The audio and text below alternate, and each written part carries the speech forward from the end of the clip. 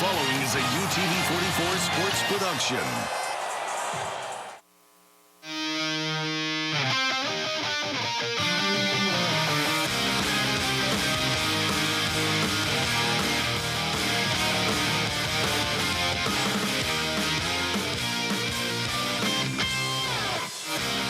The UTV 44 Game of the Week is brought to you by Whataburger.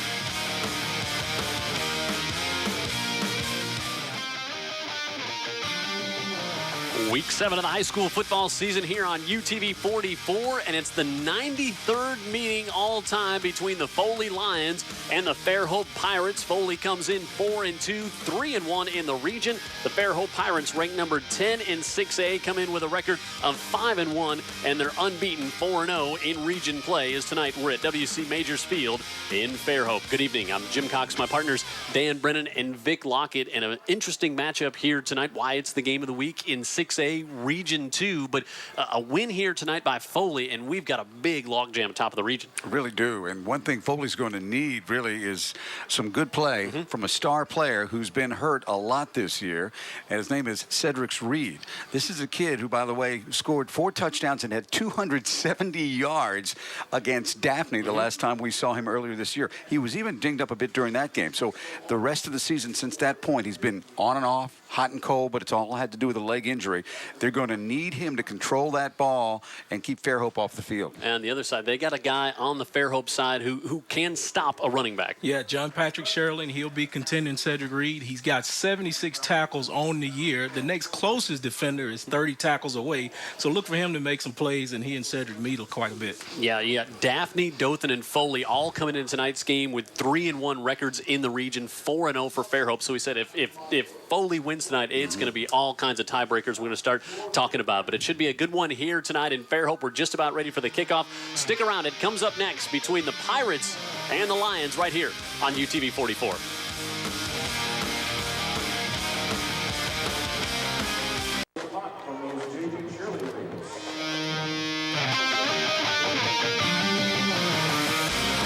Beautiful night for football tonight here in a beautiful setting in Fairhope as we get ready for this matchup between the Foley Lions and the Fairhope Pirates. And before we kick things off, let's go down to Pat Greenwood. Good evening, Patrick. Good evening, guys. You'll see a lot of orange on the field and around the stadium tonight, and it's all to honor Chris Dillon, who's a Foley football player diagnosed with leukemia just this past Saturday. He's at St. Jude in Memphis right now, receiving about 6 to 8 months worth of treatment. And you'll not only see the orange on the Foley side, you'll see it on the Fairhope side as well. This is certainly one of those times where human side transcends the competitive side. A nice moment of silence for him tonight prior to the game. Certainly our thoughts and prayers with Chris and his family. Yeah, we'll talk a lot about that throughout the contest tonight. Now they try an onside kick to start things off. The ball is loose and recovered by the Fairhope Pirates. Nick Manuel comes up with the loose ball after it hit off the hands of Hunter Martin. Well, the cannon went off early, and we got fireworks on the game real quick.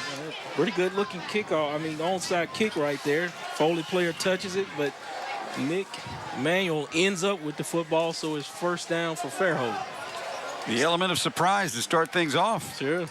And great field position at the 40. Gabe Phillips, the senior quarterback, he'll split some time tonight with Gray Jackson. Throws over the middle, and he's got that one complete to the 20-yard line to guess who? It's Nate Andrews. Yeah, there's the playmaker on this team. Talking to Coach Watson before the game, they've just got to do everything they can on the Foley side to contain a player who's not only a really good player, Jim. We saw last time we saw him play on UTV 44, very competitive. All over the field, 15th catch of the year, averaging 22 yards of reception. Picks up just 20 on that one. Big play guy. Keep an eye on the tight end, too. They like to run him down the seam. Rushing Watson is a very versatile guy. Phillips on the pitch out of the backfield to Devin Odom, and Odom has stood up at about the 16-yard line, but he'll pick up 4 on the play. Chance Blackman comes in to make the stop. Look at the Fairhope starting lineup. Andrews is the big play guy, and as Dan said, the tight end Rushing Watson, who's got 18 catches as well. They'll rotate quarterbacks. Gray Jackson, the sophomore, and Gabe Phillips, the senior, will split time tonight. Odom in the backfield. Brian Bell averages 7.5 yards a carry as well. And the big fellas up front for Fairhope is 2nd and 5. here for the Pirates. Quick out to Andrews. Andrews in space is going to be hit back at the 20 and drugged down and brought down by Dontrell Clark, the senior linebacker. Did a great job in a one-on-one situation with Andrews. He had to fight off a block to get to Andrews, big blocking, and he did it. Yeah, he beat David Kirksey there real quick and then made the play. You see Blackman there along with Hanks, Cole, Page. You want to keep your eye on Darius Page, the Alabama commitment, who was hurt in the game we had earlier this year with Foley and Daphne. Tyron Pugh in the backfield. The secondary can make some things happen. And Corey Christensen, our pregame show guest, starts at free safety. Jalen Henry, the middle linebacker, number 10. He will make some plays tonight for this Lion team. Loss of 4 on that one, so 3rd and 9. And moving too soon on the right side. Look like David Kirksey. Look like that might be coming to him, but got a timeout before the snap. Kirksey, the sophomore, looked like his number may have been being called as he was in the slot, looked anxious to go, but they got the timeout beforehand. Boy, quick tempo to this one to start. Right off the bat. I mean, when you have an onside kick to start things in a game against two teams who are pretty, even, it looks like coming in. Near the top of the region. Unusual way to start a game. Busy night tonight, and last night a couple of wins. Davidson continues to be impressive. They beat Blunt 35-7. Spanish Fort comes back after that tough loss to St. Paul's that you saw here on UTV 44, a 38-30 win. There you see the score between Citronelle and Satsuma. Bryant and Theodore tonight, Murphy and Baker. That's a big one in Region 1. We'll see how that one shakes out. McGill and Mary G, Northview and Baldwin County and Daphne and Robertsdale tonight. Some coaching, Coach Campbell down in Robertsdale now going up with his former head coach Glenn Vickery. BC Rain and Williamson, St. Paul's and Faith Academy, Gulf Shores and LaFleur, Sumter Central and Demopolis, Greenville and Selma, Jackson and Saraland. Lots of coaching intertwining in that one. Yeah, a lot of talent on the Jackson team. Well, next you can give the highlights of the teams in Texas, because that was a mouthful there, Jim. 3rd and 10 as they mark it all the way back at the 20. And Gabe Phillips, the senior, drops back. Plenty of protection. Looking on the right side of the end zone for Andrews. He goes up, hauls it in. Touchdown, Pirates. Wow.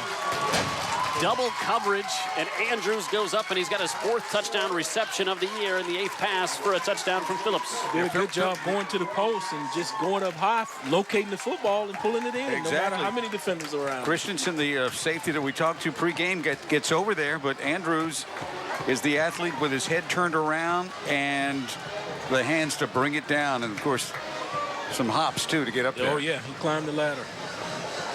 John Baxter on for the point after, and it is 7-0, a minute 57 in. So Fairhope with the onside kick marches it right down, and 2 big plays, both come to number 6, Nate Andrews, and the Pirates lead at 7-0.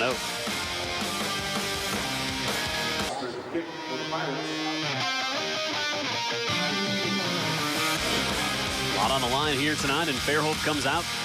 Element of surprise, they onside kick it. John Baxter and Nick Manuel recovered the first one, and we'll talk up here in the booth and saying, don't be so sure they're going to boom this one deep.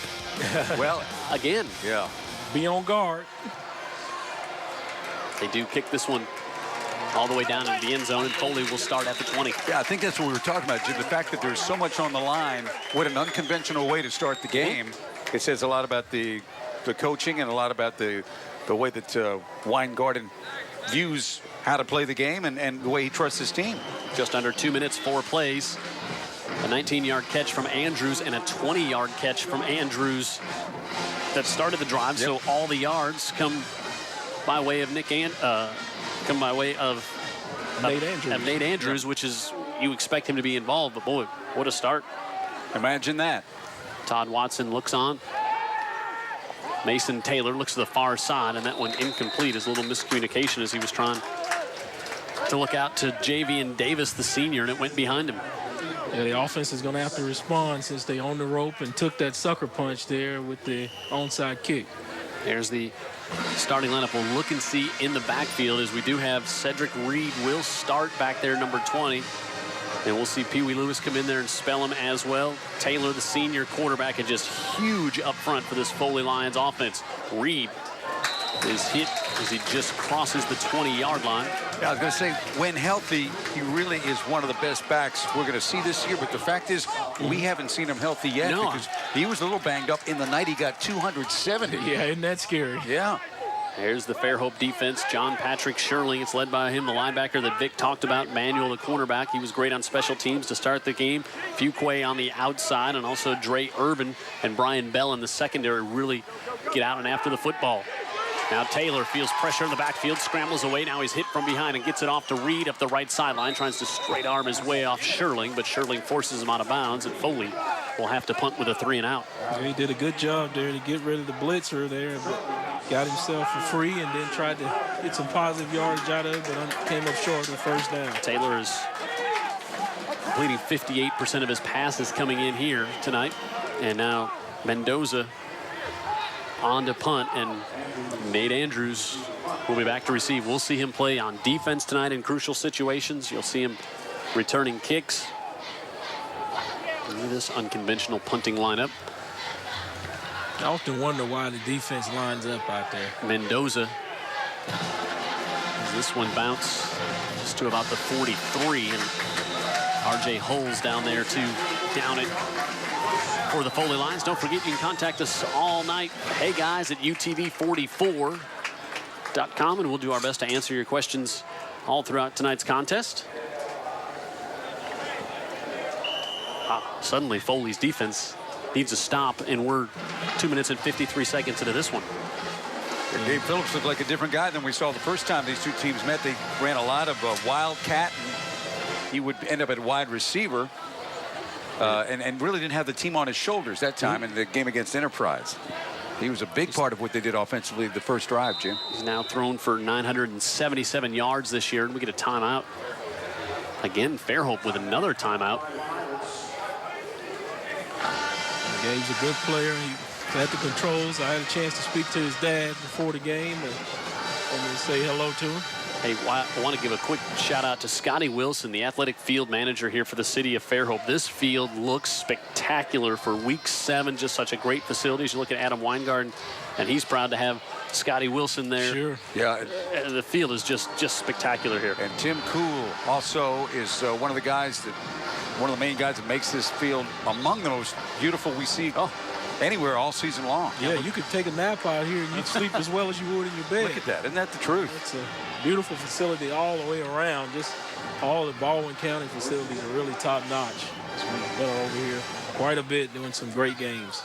From the 43, double handoff, and now they'll pitch it all the way back to Phillips, who's looking down the near side, hangs that one up, and he's able to get it off and complete, and still on his feet down to the 25, still on his feet down to the 17-yard line. As a little more trickery comes up, David Kirksey, the sophomore, gets the great reception and hauls that one down, and Foley is back on their heels a bit defensively to start this one. Yeah, like I say, for so much on the line, they're letting it all out. They're emptying the playbook early. Quite early. You got Odom to Andrews, back to Phillips, and then he's able to go to Kirksey, the sophomore. Yeah, you got to keep a list to keep up with all the players that touched the football before it even left the line of scrimmage. And Kirksey, good little back. I saw him in the JP game, junior varsity game. He's a great player. Yeah. He rushed for 115 yards and 3 touchdowns last week in the win.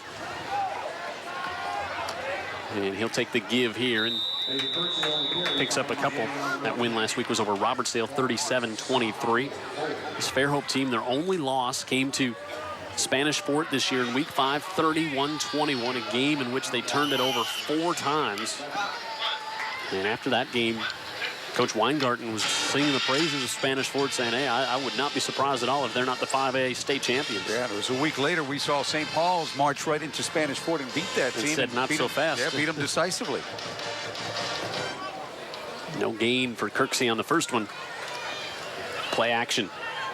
Coming back to the near side, and Kirksey will take it. Got a nice block, and Kirksey's up the sideline, puts the shoulder down. He's in for a touchdown. Yeah, nice play design they had there. They came to the line of scrimmage with a power run formation. Catches the defense off guard to slip the back out. Over the screen real quick. Got a good shot at the cannon there, waking Dan up. Cam Donaldson with the block here right on the edge of your screen. Good catch, and he just does the rest. Pat Greenwood.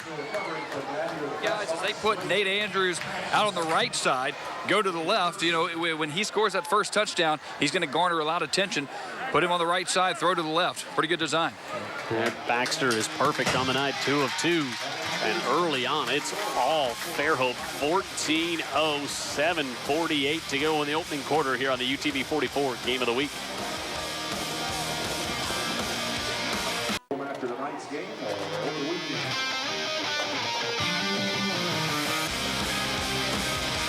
Fairhope comes in averaging 32 points a game, and they've got 14 in their first 2 possessions here, and they've been impressive with the football.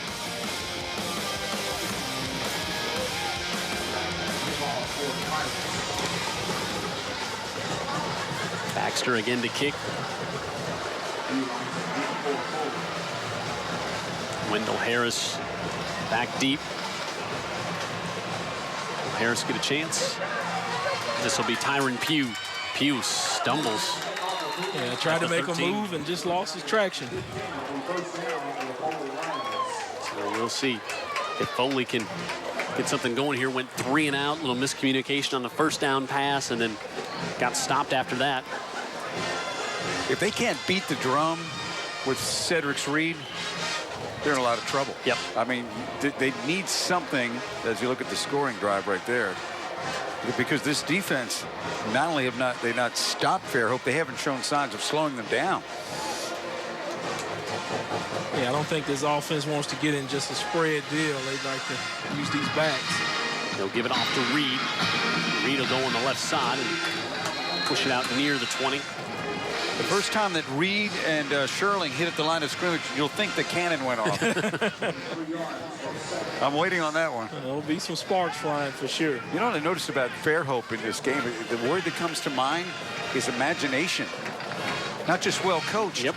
but by design, a lot of imagination with the onside kick and the throwback pass and the everything they've done. Yeah, right now he's putting his kids in the position to win the football game.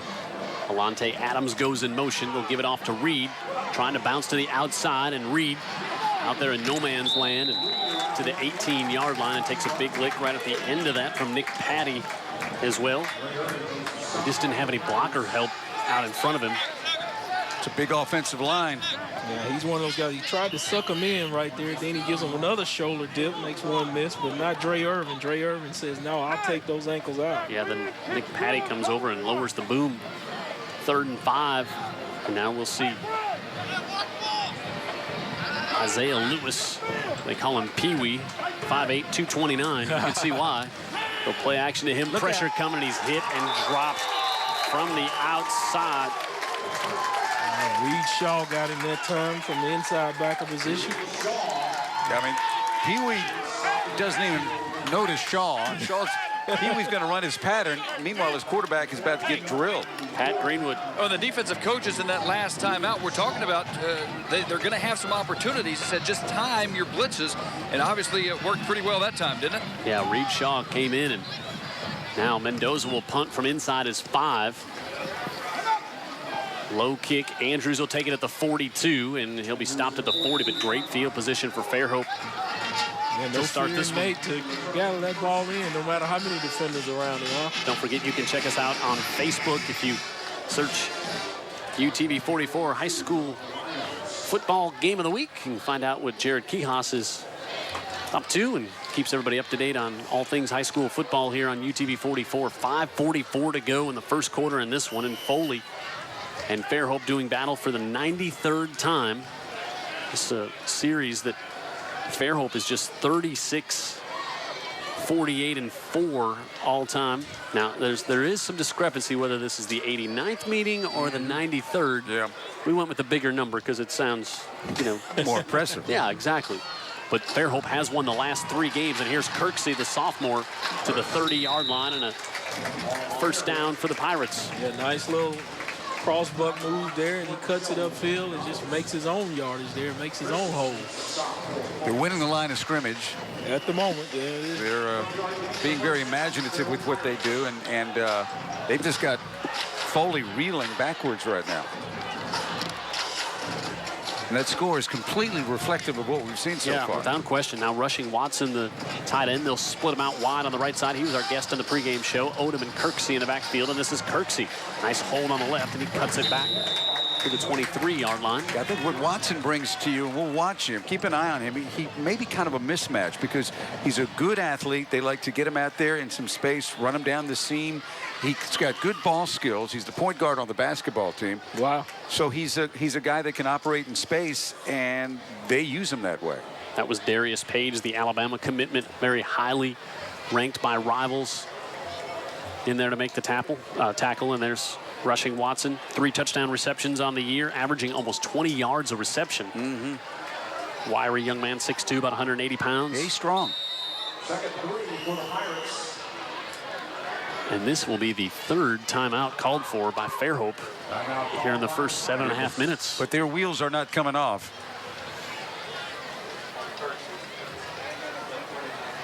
So, and you wonder if that is because they've put some new things in this week, have some new plays called that maybe they're not ready for, but that's the only thing that hasn't gone the Fairhope way so far. Doesn't it almost look like, Vic Lockett, that some of the things that Foley prepared for that they haven't seen what this team is doing? Oh, God, you hate that as a defender. You practice something all week, looking for something and expecting them to come out in this formation, and they're going to do this and do that, and you throw all that out pregame. Didn't you have some firsthand experience with that one time? I've had plenty of those. But that's when the coaches just settle back down and then go to a base defense and say, hey, just read your keys, forget what we worked on all week. They're doing something totally different. Hey, we do want to mention our referee tonight, Jim Seipel. 40 years he's been officiating high school football games, and he's going to take a 2-week vacation. Then he's got one more game, and he's going to retire after 40 years. So had a good talk with Jim before the game. Just celebrated his 37th anniversary. You know, I think he called a couple of flags on me back in the day. I bet he did, and well I bet they deserved. were exactly. You were a rough customer. Yeah. Odom takes a big lick at the 20, but he's going to have another Fairhope first down. Devin Odom, the senior, running back here for the Pirates. Yeah, boy, when you can run it, it just allows you to do whatever the heck. I mean, you see it every week, right? Sure. You see it in every game. They've established the run. They certainly have got faith in their outside people to make things happen on the edge, too. Right now, they can call whatever they want. Well, and, you know, you see Kirksey playing a little bit more, and they got the program probably going here, and, he's playing with a senior. Give to Kirksey. He stood up and, he thought he stayed on his feet, but he was wrapped up and he was dropped at the 20-yard line. Sean Shanks with good penetration. Kirksey's kind of the future of this team because he's got that talent, just a young guy that you saw in the JV game and you recognized right away. But, the way they've got their program probably going here, he had to earn his, ability to get out there with the varsity. He's done that. Now you see him out here on Friday night instead of just on Thursday afternoon with the junior varsity. Yeah, he's got 9 touchdowns coming in and then caught that pass for one early in the quarter. On the right side, that one flutters up in the air, and Watson makes the catch. It'll be a 2-yard loss. Boy, that one was just hanging up in the air, and Willie Dennis was over there and was a little surprised to see the fluttering on that. Yeah, I thought Willie was going to make a play and jump the route and take it the other way. There was nothing in between him and the other goal line. Yeah, he's still running now. Looked like it just didn't come cleanly out of his hand. Yeah, a changeup that he did not intend to throw, right? 3rd and 12. He comes. Andrews to the top of your screen. Keep your eye on 6. Kirksey to the bottom. Now they go over the middle and hit immediately as Watson, and he'll be dropped for little or no gain. And that's Jalen Henry, the middle linebacker, did a good job to stay home there, Vic. Yeah, that was one of those plays you look for and dream about all night. And, man, he must have been visualizing that thing. The ball comes right in front of him, and bang, you just stick him as soon as the football gets there. So they will try a 35-yard field goal for John Baxter here. Rushing Watson will hold. Put it to the right hash. And Baxter's kick is good. And it's 17-0 Fairhope. 2 minutes to go in the opening quarter. We're at WC Majors Field in Fairhope for a Region 2 matchup tonight here on UTV 44.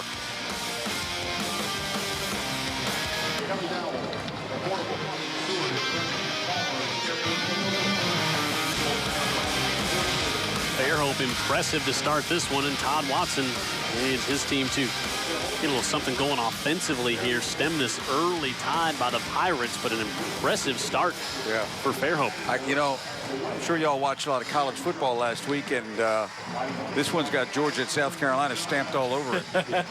And that's tough coming from a Georgia fan to say that. I kind of saw some trouble coming, but this is a game that, you're right, Jim, Foley's got to get something going offensively because they haven't been able to slow this team down. Baxter, who just had the 35-yard field goal, he's been solid tonight. Pugh takes it right at the goal line. Tyron Pugh up the middle, trying to get to the outside, and Pugh out to the 28-yard line. Yeah, they don't need a 3-and-out here like some of the previous drives, so they can get a first down and start getting into a rhythm.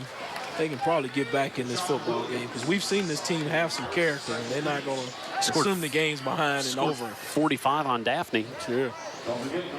It was after trailing in that game, most of the game. Well, no, Daphne got 46. That was the problem. Okay.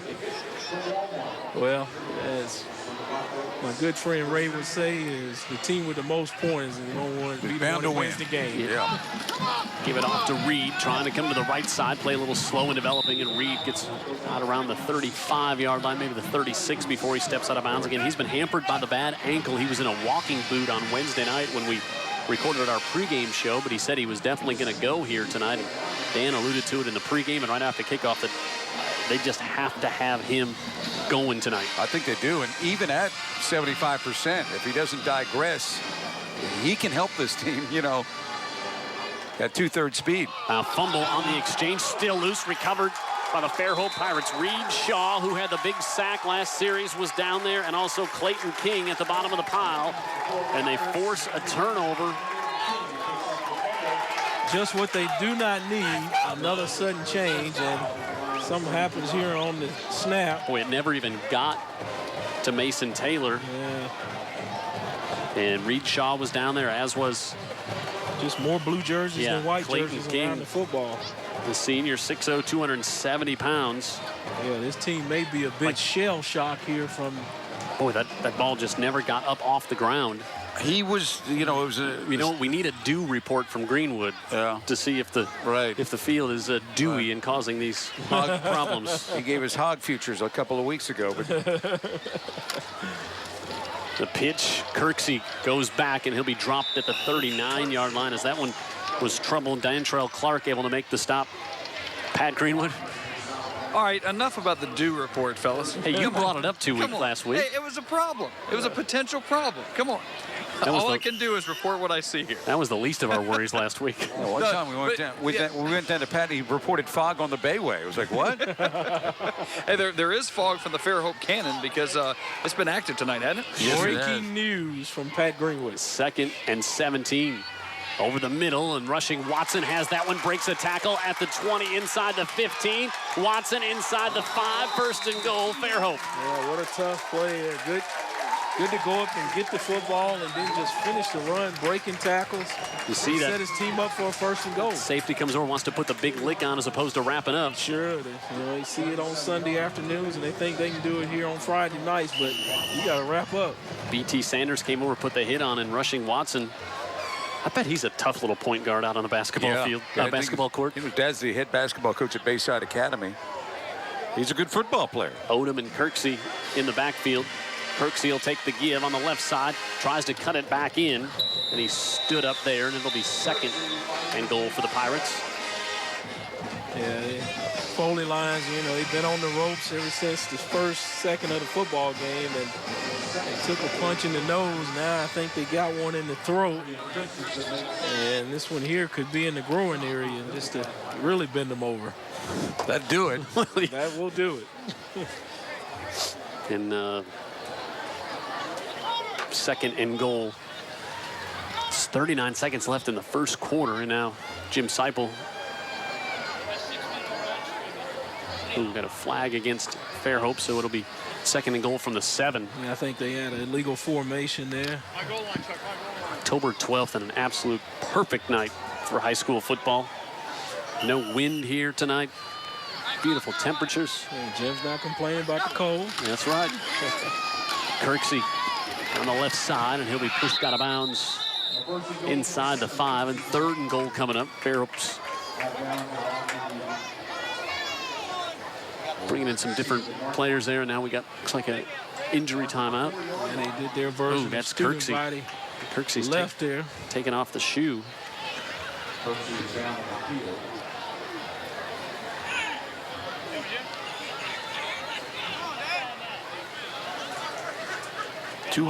What, 10-pound sophomore? 6 foot. Hopefully he's going to be all right. They only make them that way over here on the Eastern Shore right now. Brian Bell will come in, and Bell. You ain't been to Pritchard lately? Got some Hey, talent. I'm from Pritchard, brother. That's what I'm saying. I'm one of those that was 250 as a sophomore. Well, I tell you, yeah, I'm not surprised by that. That kid's going to be a player right there. But I had 30-pound ankles was the problem.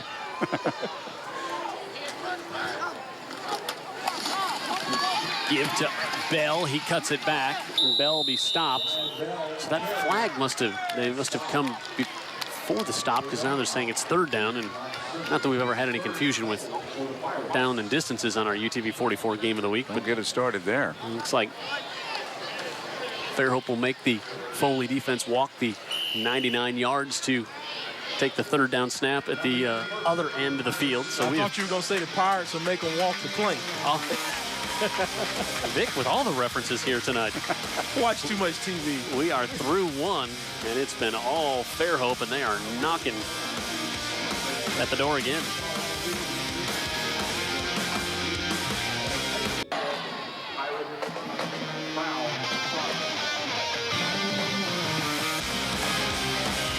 Ready to start quarter number 2 here in Fairhope. 3rd and goal from the 4. Bell trying to get to the edge, turns the corner, and still on his feet, and he'll step out of bounds. Hey, what a play by Gabe Phillips just to get that football out there. He had a defender bearing down on him from the word go. And flip that thing out there to get the back a chance to make a play. Take a look at it right there. Well, Good play. This brings up 4th down. I think they're going to go for it. And just as I say that, they send out the field goal team. They were thinking of, well, you go for, you get the touchdown, you put the dagger in. If not, you give them the ball back at the 2 where they haven't moved it yet. But they're going to take the what would you think would be the sure 3 points from John Baxter? If they were at the 2, that'd be one thing. The 4-yard line just gave them a little bit more to think about, and they've got a really good kicker. So this like a extra point. If they don't fake it. And that one comes there. off the inside edge of the right upright, but it still is good. Saw that in the NFL game last night. One flying off the upright and go through. Not Don't to bring want up to think about the whole game, though. old wounds for you there, Vic Lockett. 20-0 is our score, and Fairhope dominating this one. Yeah, and Foley twice has held them to field goals. So the defense has held up a couple of times when Fairhope got very deep. Take a look at the Region 2 standings. We talked about Fairhope unbeaten in the region, 4-0, 5-1 overall. And Dothan, Foley. Yeah, that's why we're here tonight. Yeah, and Daphne all 3-1. So you think if Foley wins tonight, you get a 4. And a whole bunch of teams probably at 4-1. And then Enterprise at 2-2. And Northview, Robertsdale, and Baldwin County. Pat Greenwood. I was on the Foley sidelines a little while ago, and basically they're telling the offense, look, you're not going to get 20 points. It was 17 at the time. You're not going to get that back with one play. It's all about heart. It's all about attitude at this point, and it's just one of those things. If you're Foley, just try and chip away at whatever you can and get back into this thing. They need something. Tyron Pugh back deep, and Baxter. The game started with an onside kick by the Pirates. They recovered, and it's been all of them since then.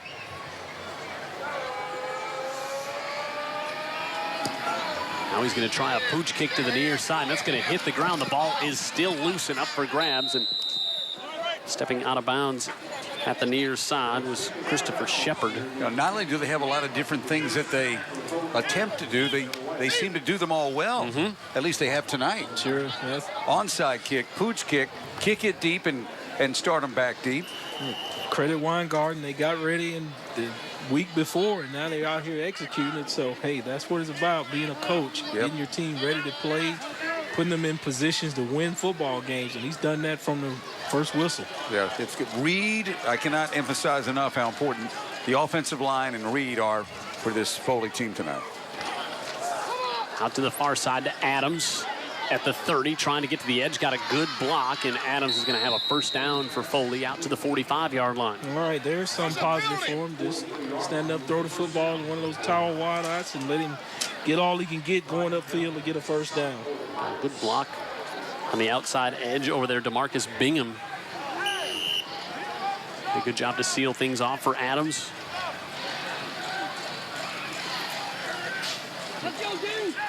Mason Taylor, the senior quarterback, looks on, gets the call from offensive coordinator Joel Williams. A lot of movement, trying to confuse the defense. High snap, looking to the right side, and Taylor and his receiver, Adams, weren't on the same path, and now that one's thrown away as he was trying to go quickly, it looked like there, to Volante Adams. Yeah, but Dre Irvin was draped all over him, and it just wasn't there. Good decision by the quarterback not to throw it out there in the coverage like that, because I'm telling you, Dre was just baiting him there. Yeah. Trying to get him to throw that football. He was going to take it the other way.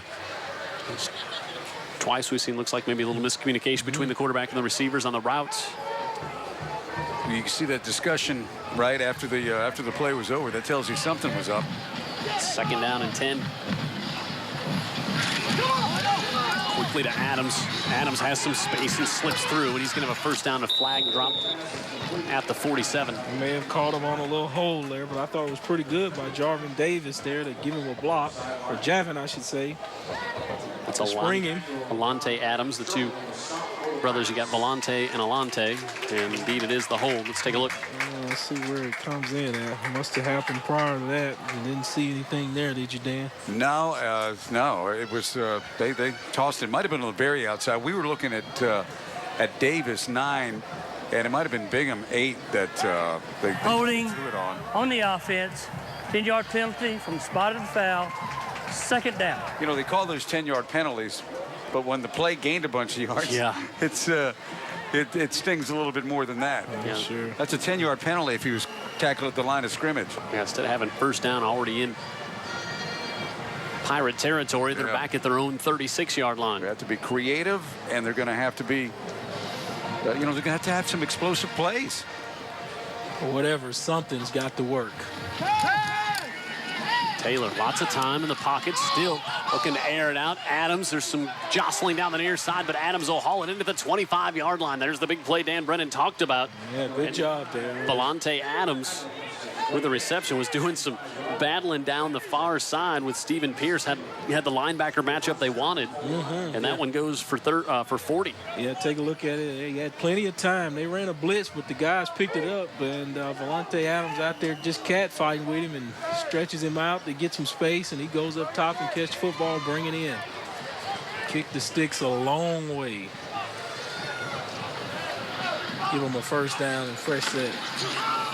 Give to Reed. Reed cuts it back, gets down low, and he's inside the 15. Yeah, you could just see the talent in that young man there. Just a jump, hop, step, and then lets the hole open up, and he goes through it. And he's 5'9", and then he lowers himself where he almost disappears from the screen. Yep. Give you an even smaller target to hit. And behind a massive offensive line that hides him well as it is. They make Wisconsin look like flag football. Pickup of 9 for Reed. He'll get it again. Trying to come to the left side. He and Sherling, and he's going to be hit for a loss. John Patrick Sherling. There it was. Yeah, there's the cannon you thought was going off over there, but it was between those two players. And you had Reed running parallel, and you had Sherling coming in, running downfield. They both were players of the game for us, or at least he was. Yep. I don't know if Reed won it, but he only got 270 yards. I'm sure he got a vote or two. And 4 touchdowns. Yeah, right. There's Sherling that Nick talked about, leading tackler, 76, coming in tonight with a sack on the season. Yeah, I had a good conversation with his mother prior to the game. She's real proud of him, and we told her we're proud of him too, the way he approaches the football game and plays it. Great football player. And his mother's real nice, too. She was sitting down there with her good friend Craig Goolsby, who I know well. Foley takes a timeout here with. Well, yeah, and I met the mom and I met the dad, and I was trying to figure it out. You know, one of them has got to have a loose screw. You know, they come off as nice folks, but the kids, you know, he wants to like wreck the world. Well, I tell you, his mother is sweet as she could be. I enjoyed talking with her. Nice folks.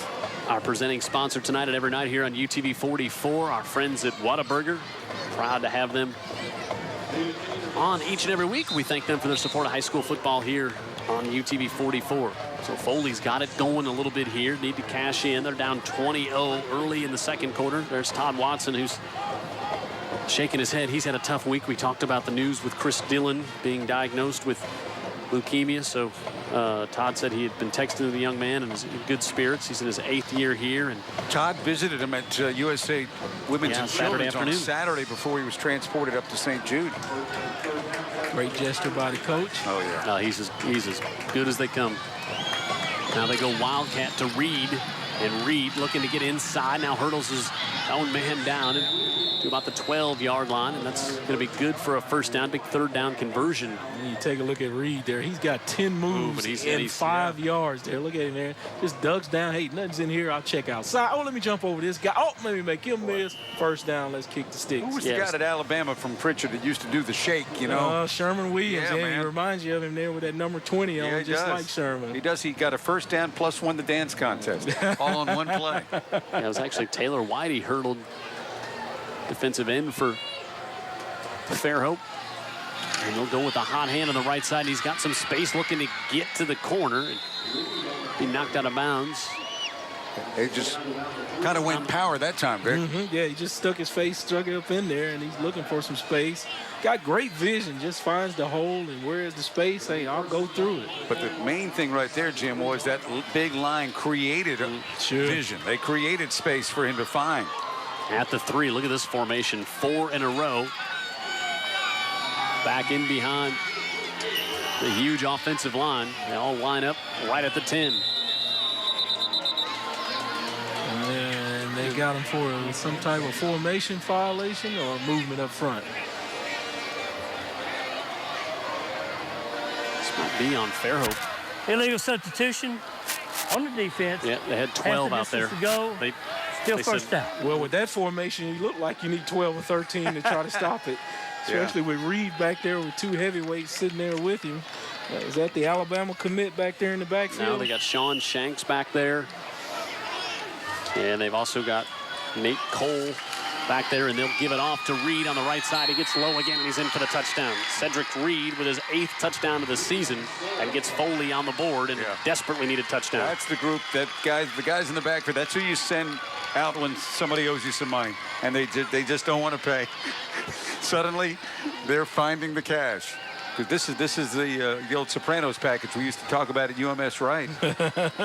And they get it done. Yeah, they find a way. Take them off the street corner and say, guys, we've got to run this real quick. Josh Mendoza with Mason Taylor to hold. On for the PAT. And that one's good, and it's 20-7, 9-16 to go in the second. Foley on the board. Feels like a different ball game quickly. And we're back to Fairhope after this.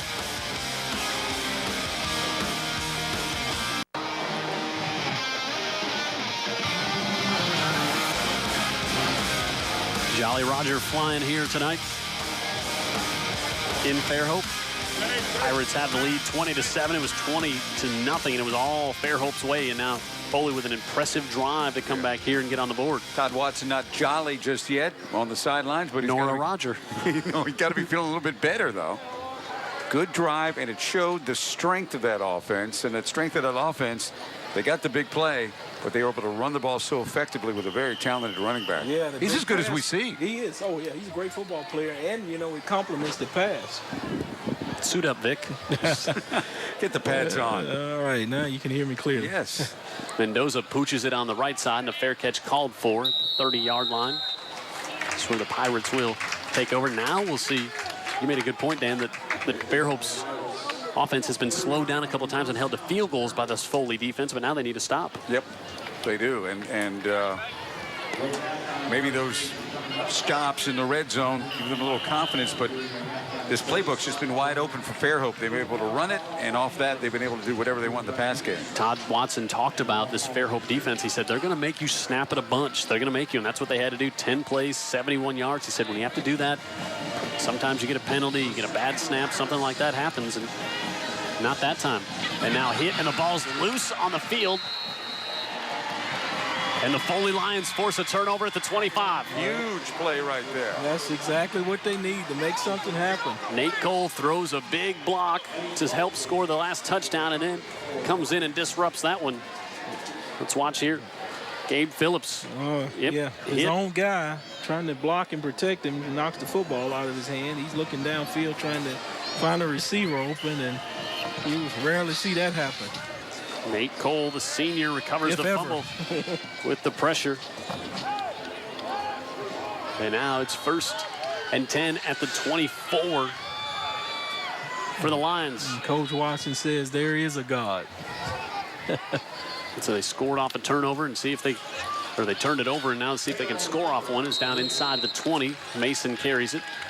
He'll do that once in a while just to keep you honest throughout the game. Yeah, but Cedric Reed's going to draw the attention, so he ought to have that quite a few times tonight. And Mason Taylor is, you're right. It's going to be there, right?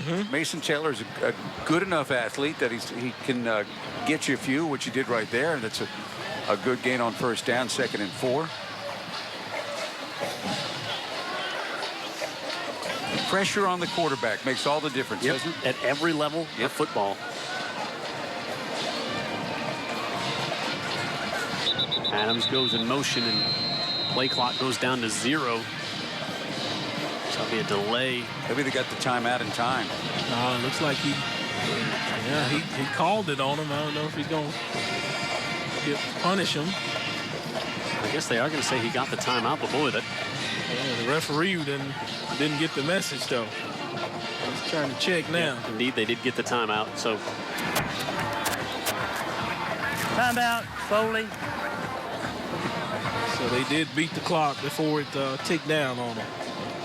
This be a big changing drive here in this game as we look at all the orange we're seeing tonight. Again, Chris Dillon, everyone, we got the orange ribbons on, and leukemia awareness. Prayers going up for him for sure. I cannot express to you where Chris Dillon is and what an amazing place St. Jude Children's Research Hospital is. And I know your wife Carrie visited one time and was astounded by everything she saw. How uplifting it was. I want to tell you about who helps to bring you high school football each and every Friday night. Our friend Paige Plash and everyone at Encore Rehabilitation all throughout the state. Also Greer's. They wear a little orange over there, don't they, Vic? Oh, yeah. My good friend Robert Greer, one of the best human beings you'll meet, that wears red, white, not just one and of the best orange grocers. and blue. Not just one of the best grocers, one of the best human beings. He is a great guy. And Advanced Collision. Lockett's personal Rushmore. Yeah. I just wish he'd let me shop for free. Second. You're trying. 2nd and 5. I'm good at putting the groceries away. For the Lions, Reed. Slowed up in the backfield to about the 17-yard line. Good penetration coming in there by Tyler White. And 3rd down upcoming for the Lions. Foley concluding 5 straight games on the road. A bit of a quirky schedule. They'll end with 3 home games. Had the big long one last week to Jackson. They've gone to Enterprise and Jackson.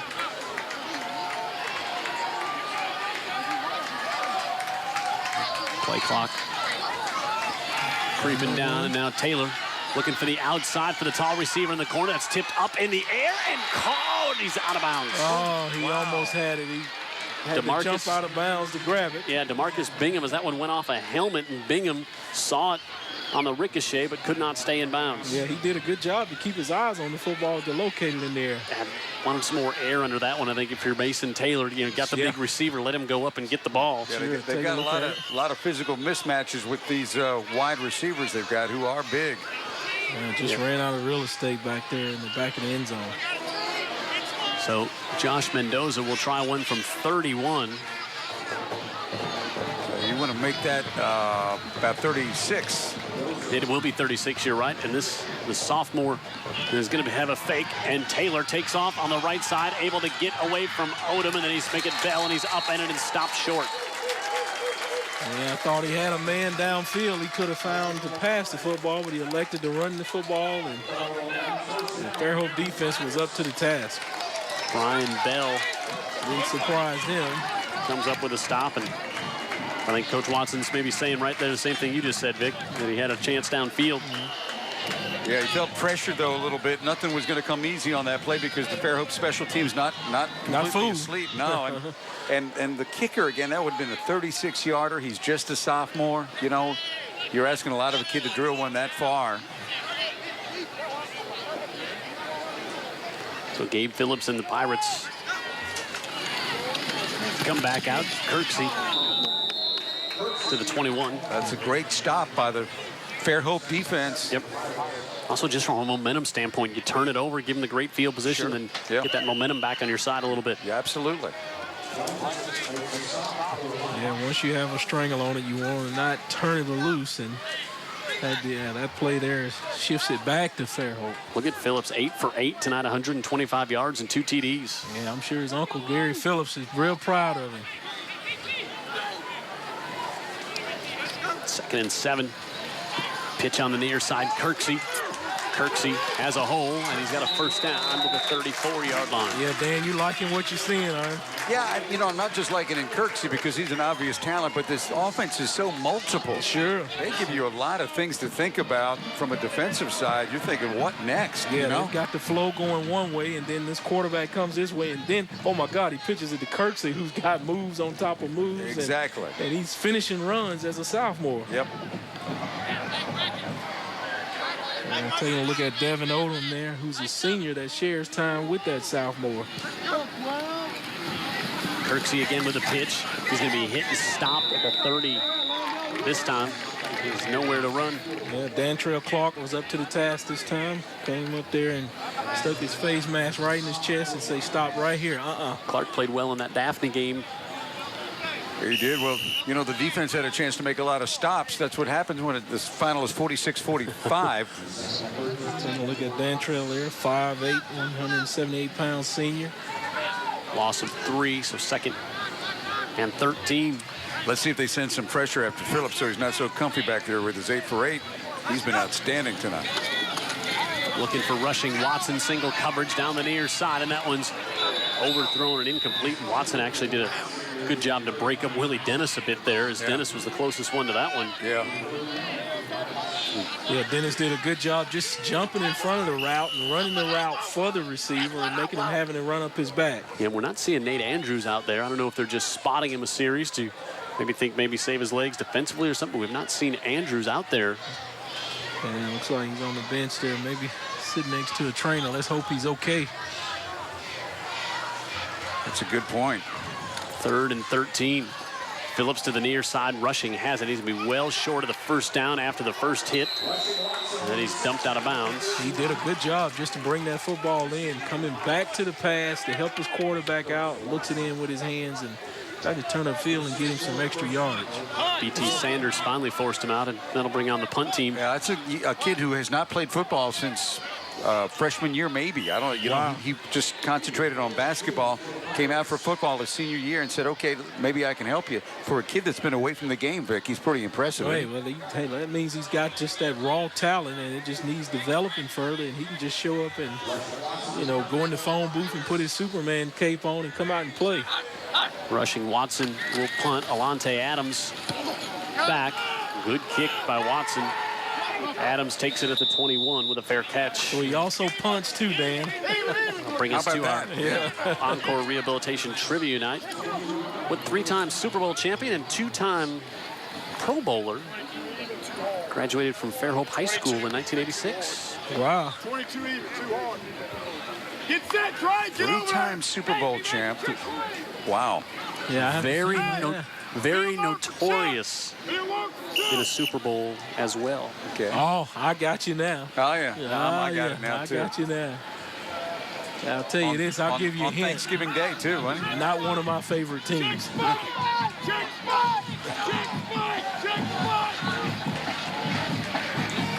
Gonna bring trips over here to the bottom of the screen. They fake. Now looking for Adams on the sideline. Goes up and hauls it down, and he's got it at the 50. Tries to stay in bounds and does to about the 44-yard line as Bell was trying to strip that ball loose, but a nice job of selling the fake there by Mason Taylor. Yeah, they set up the bubble screen right here, but nope, he pumps it, and the receiver is still going downfield and gets it to him, and you know, it turns him around. He's still able to get up big yardage there. Nicely designed play by Coach Watson. Yeah, nice throw, too, by Mason Taylor, just over the outstretched arm of Stephen Pierce, the linebacker. Alante Adams with the haul. Taylor on the right side falls. He's got Adams again. Another first down, and now inside the 30 and inside the 20. Yeah, what a job they're doing out there, getting players on the ground. If you can get players on the ground, you got to play.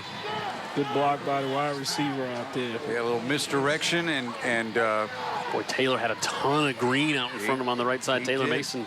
Created by DeMarcus Bingham. Yeah, he was out there blocking for his fellow wideout. And now we see Darius Page come in at fullback. Mason Taylor splits wide, so you've got Reed in the Wildcat. Gives it off to Adams, and Adams behind Reed. He cuts it back, and he's inside the 10, still on his feet. Pat Greenwood. You know, we talked about it beginning of this quarter about that attitude and the heart, and I got to give it to Foley because you put this thing in the end zone right now, all of a sudden you're within one score, and who would have thought that about 6 minutes on the clock? Yeah, you can feel the momentum turning a bit. Absolutely. Well, this one. The word I used about Fairhope is the same. It's fair now to use it with Foley. It's imagination, right? You can see they're blocking better, but also the way they're calling plays. And I don't know if it's the chicken or the egg, you know, but they're opening up the playbook. Hey, let's start with the chicken, which is Coach Watson divining these things, and they're executing it. Cedric Reed stays on his feet, and he swerves to the end zone, and he's in. I don't know how many backs we watch would have gotten in. Yeah. We see some good backs, but this kid is really something. Yeah, he's above and beyond what we've seen, and he's got move on top of move. He just sets up his blockers, and he's got good vision. He finds his way to the end zone. Well, he was wearing a boot on Wednesday. They need to get their money back for that thing. Was that a Halloween costume? He said he was going to play when we talked to him, and playing. He's above playing, and he's showing out. Coach Watson talked about it. He said he's a tough kid because he's been banged up all year. Yeah, I think wasn't that close to the first game we covered him in? Yep. The 200-some yards. Yes. Yep. Yeah. So, and he was limping around that night. You know, you're already thinking about that defense that Foley, when they came up with the 2 stops to hold him to field goals, and now it's 20-14 and a touchdown and a PAT, and you back ahead. Find yourself ahead after a disastrous opening quarter when you were down 17-0. Well, good credit to Coach Watson. We've said this team has character, and they've been in these tough spots before, and they just know how to bring it back. Pat Greenwood. The other thing is, you know, there's life on the Foley sideline for the first time all night, but not only on the sideline, you look up in the stands. That's the loudest I've heard this Foley crowd all evening, too. So it certainly makes a difference. And I'll tell you what, again, you know, beginning of this second quarter, who would have thought we're looking at a 1-score game? We got to give it to Foley. Yeah, this had South Carolina, Georgia written all over is what Dan Brennan said, and it pained him to say that. Well, but I'm not pained to say that you know, Foley's not playing the role of Georgia. They're saying, no, we're going to come back. We're going to do what we do. They're blocking. They're stopping on defense. Again, think about those 2 drives that ended up in field goals that they were able to keep Fairhope out of the end zone. Mendoza tries an onside kick, and it's recovered by. Yeah, they tried the onside kick. Yeah. Fairhope's up for the Rip Merritt. I'm not sure. That might have just been one that missed. Reed with the touchdown carry there. Adams with the 2 big receptions for 34 yards on that drive. Exactly 1 minute. And now Fairhope with good field position right at midfield.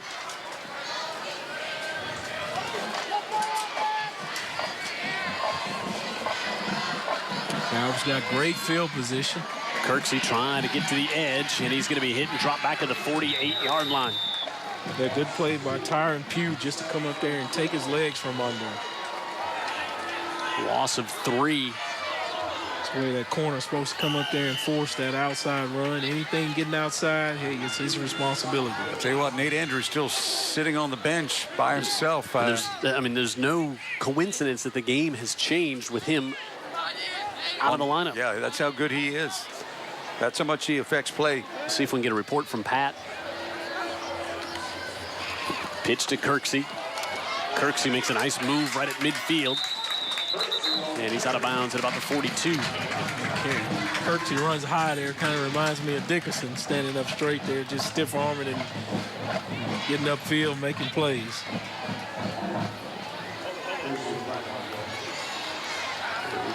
We got a flag here. We do right in front of the Fairhope bench where this one will be marked off. 10-yard holding call. Or a block in the back.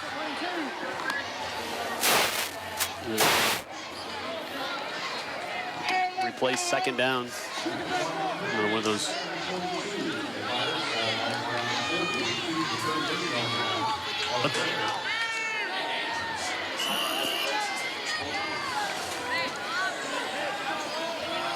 Second and 22 coming up for the Pirates. Phillips has time. Now the pocket collapses. He's going to be hit and dropped all the way back at the 30. As T.C. Catlett, Tchaikovsky comes in to make the stop. Yeah, he just kept chopping wood there and just, hey, look what I've got. I've got a quarterback in my hands. He take him down. Big guy there, yeah. 6'2", 290. Tchaikovsky, the size of a grand piano. Felt like a grand piano falling. I'll bet he did. Yeah, on Phillips. Gabe didn't like that, I'm sure. So all the way back at the 30. Third and about 30.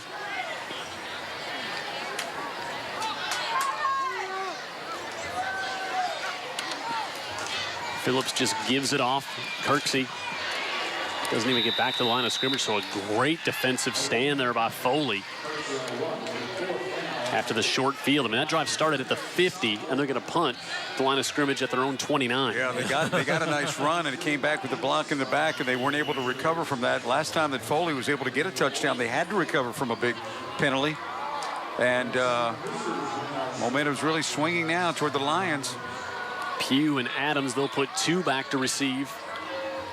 Rushing Watson stands at his own 16. Pressure coming. It's blocked. Blocked by the Lions and recovered at the 25-yard line. Wow. Now, you want to talk about something demoralizing and change the flow and the momentum and everything else in terms of... I think Chris Shepard got it. The intangibles of a game. Davis recovers. He went down low to get it, and here's a man just unblocked there. Wow. Just came right up the gut. One arm extended and got it. Didn't even have to hop, and he sets up Foley right there on the 25, and they're trying to get even and leaving. Suddenly it feels like the game of the week again. Yes, it does. We were trying to justify it by showing the standings earlier. Hey, well, Jared doesn't show up with the truck unless he's expecting the show. Mason Taylor gives it off to Cedric Reed, who changes direction, looking for a block from his quarterback. He gets it. Now he's up the right side. And he's going to be out of bounds and pick up about 8 on what looked like it was going to lose about 5. Yeah, what's amazing about him is he's great between the tackles, too. That's where he dominated a lot against Daphne. He's showing moves tonight. Well, right there, he's getting outside of the tackles and making lemonade out of the lemons. 50 yards and a couple of touchdowns for Cedric Reed. Pat Greenwood. Well, I asked about Nate Andrews, and they're not saying a word to me, but he doesn't have his helmet with him, so that would be consistent with a concussion. I'm not going to say that's for sure what it is, but typically when you don't have your helmet, that's a pretty good indication. Taylor zips this one, and it goes off the hands of Adams. And just as we say that, Nate Andrews is walking off with what looks like one of the student trainers. Yeah, they're going to miss his presence out there for certain. There you see. They're just not looking good there. They may be heading to the locker room to... You know, he's such a mismatch on the field wherever he's lined up. Well, he showed it on that touchdown when he Got it between the safety and the corner. 3rd and 4. Taylor scrambles on the right side. Now eludes some more pressure. Still looking. Now he's going to be wrapped up nearly and avoids that. Now he floats it toward the end zone, and it's up and incomplete. Out of the back of the end zone was Volante Adams. And boy, Mason Taylor showing some great athleticism on that one to stay and keep that play alive. In addition to that, Cedric Reed threw a good block to keep him alive. He might throw 3 or 4. Yeah, he got knocked down and got back up and knocked someone else down. Now this is the exact same place, by the way, where they were 3rd and about 5, and then 4th and 5. They did the fake field goal and they weren't able to convert. So this is nothing new for Foley at this side of the field. Now we'll see Cedric Reed go out, and they'll bring in Isaiah Lewis. 4th and 4. Taylor looking. Gotta let it go. Wants it to the end zone. He's got Adams for the touchdown. Now we got game of the week, boys. Volante Adams with his 4th touchdown catch of the season, and Mason Taylor looking very impressive on these last 2 drives. You know what Vic Lockett loves? What's that? More than anything in the world? Senior quarterbacks. Oh, yeah, I'll tell you. You love senior quarterbacks. Hey, and I asked those coaches, you take a look at this. He just finds time and just keeps moving around, keeps the play alive, and back of the end zone, great catch, touchdown. Because it looks like he could have pulled it down and run for the first down, but he was thinking, he knew he had odds up Volante. Yeah, Volante coming the whole time. And Mendoza gives Foley a 21-20 lead. They have scored 21 straight. And they're on top here in the second quarter on the UTV 44 Game of the Week.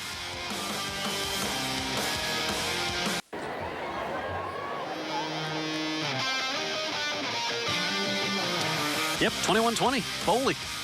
And it's been a strange 21-20. It was 20-0, and now it's 21-20 after 21 unanswered. And we talked about, I mean, it's a different ball game right now, but if you're Fairhope, it's entirely different having Nate Andrews out of the lineup. Yeah, that just shifts everything. He's such a dynamic football player, offensively and defensively when you need him. Devin Odom right up the middle of the field, and Odom to the 33, maybe the 34-yard line. Help us out here, Vic, because this Fairhope offense that was so spectacular early on has looked pretty pedestrian here in the second period. Yeah, they've just is it more than the absence of Andrews? Is Foley doing something? I think it's a little bit of both. You know, you're missing your big gun, but Foley's got settled down. You know, I talked about him being on the ropes and getting punched in the mouth and the throat, and they've tried to settle down here, and they're starting to play together. You mentioned somewhere else, too. They've recovered from that as well, so they're standing up here, and they're posting up a fight. They're putting some pressure on that guy, Phillips. The pitch, Kirksey. Going to be hit again and dropped for a loss back at the 30. Again, Dantrell Clark comes in, and you just wonder, you know, Dan, you brought it up at the start of the game. It said it looked like Fairhope was maybe doing some things that Foley wasn't expecting, and maybe if that were the case, now you got to tip your hat a little bit to the adjustments Foley is making defensively. Yeah, I'm telling you, they just probably went over there and told him, hey, let's just play base defense, read your keys that you know is vanilla, and it'll take you to the football. And that's what you're seeing on a play just like that. They're making good fits. Everybody's in the right place. Corners up forcing, playing inside out from the backer position. Phillips wants to keep this one, and he's to about the 37-yard line before he's ridden out of bounds. B.T. Sanders coming over to make the stop. It's a good thing to get to the ground before Jalen Henry gets to you. This middle linebacker, he was smoking over that way. Yeah, we love to see 6'2", 190 running back there and not getting from much yardage. You know, we can close that gap real quick.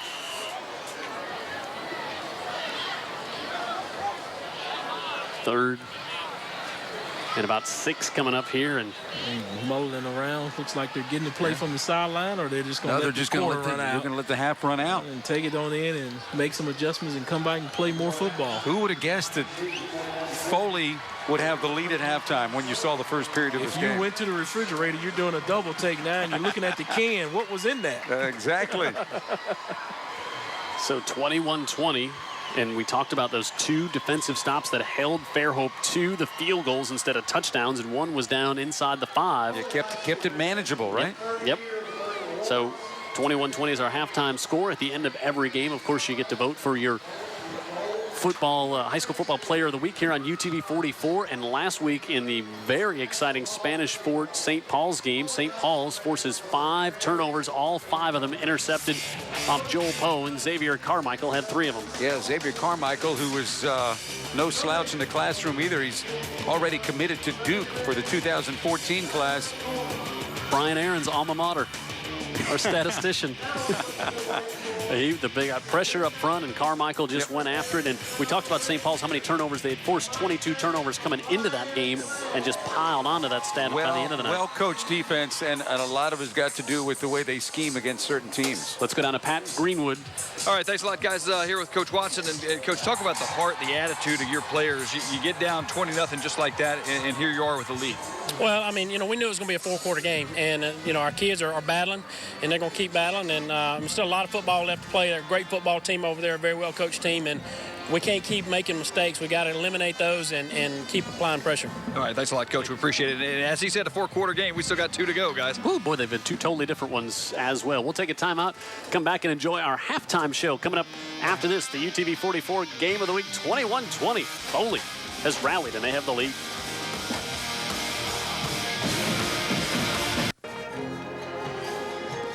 M&S Music halftime show. The Foley Band paying homage to a river here in Baldwin County. Styx right now.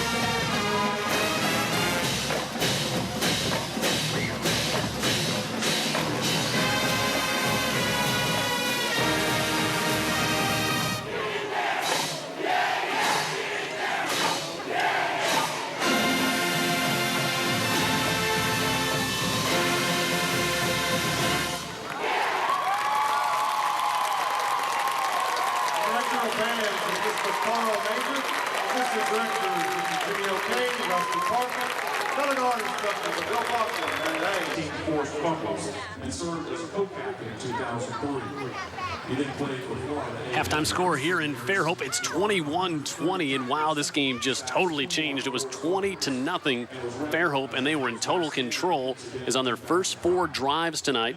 They scored a touchdown, and then 2 field goals, and then Foley, after they had had trouble, they had punted their first 2 drives, they fumbled, then they came back, and they scored 3 touchdowns in their last 4 drives to jump back in front of this game, and just it's a different ball game.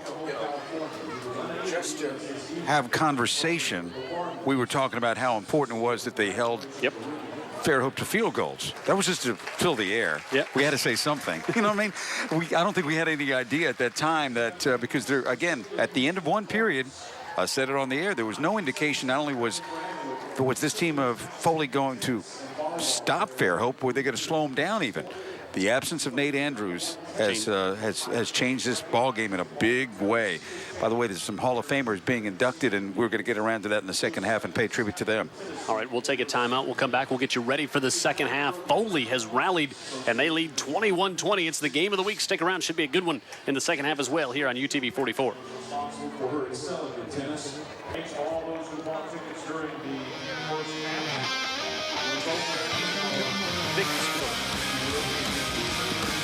Halftime score 21-20. Foley comes back and charges back to take the lead. And again, we were just talking about it, Vic, that this thing really changed when Nate Andrews left the game and Fairhope kind of lost their big weapon offensively that we saw so much early on. Yeah, you know, they had the momentum. Things were going their way, and then all of a sudden he goes down and the air goes out of their balloon and it swaps over to Foley's side. And they make some positive yardage and make some plays here and there. And all of a sudden they're leading the football game. We'd like to thank Cedric Reed for tricking the heck out of us wearing that boot on Wednesday night when we taped the pregame show that you see before the game. We actually do that on Wednesday night over at Eastern Shore Hyundai and Toyota, and Reed was kind of hobbling around even pregame, and what a first half he had. Yeah, and they needed that. You said he was going to have to be the guy to get it going, but here is Fairhope early on. Nate Andrews going up, making the reception. That was the first one.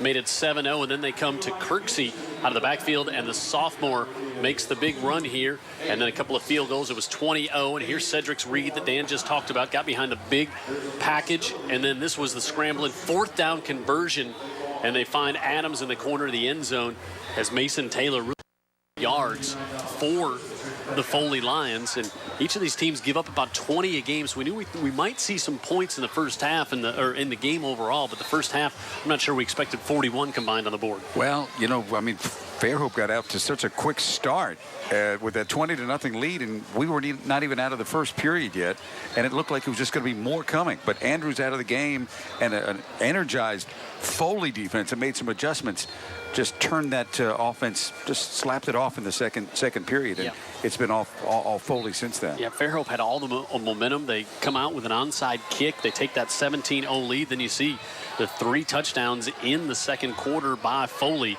to lead at 21-20. The thing about that is, Andrews is out of the game, but that's one guy. We never saw that 21 points coming. No. And Andrews is primarily an offensive guy. So it's funny because Foley gave us no indication that they were going to be able able to muster that sort of an offensive comeback. Let's go down to Pat Greenwood. Pat? All right, thanks a lot, guys. Just got a chance to talk with Coach Weingarten as he came out of the halftime locker room.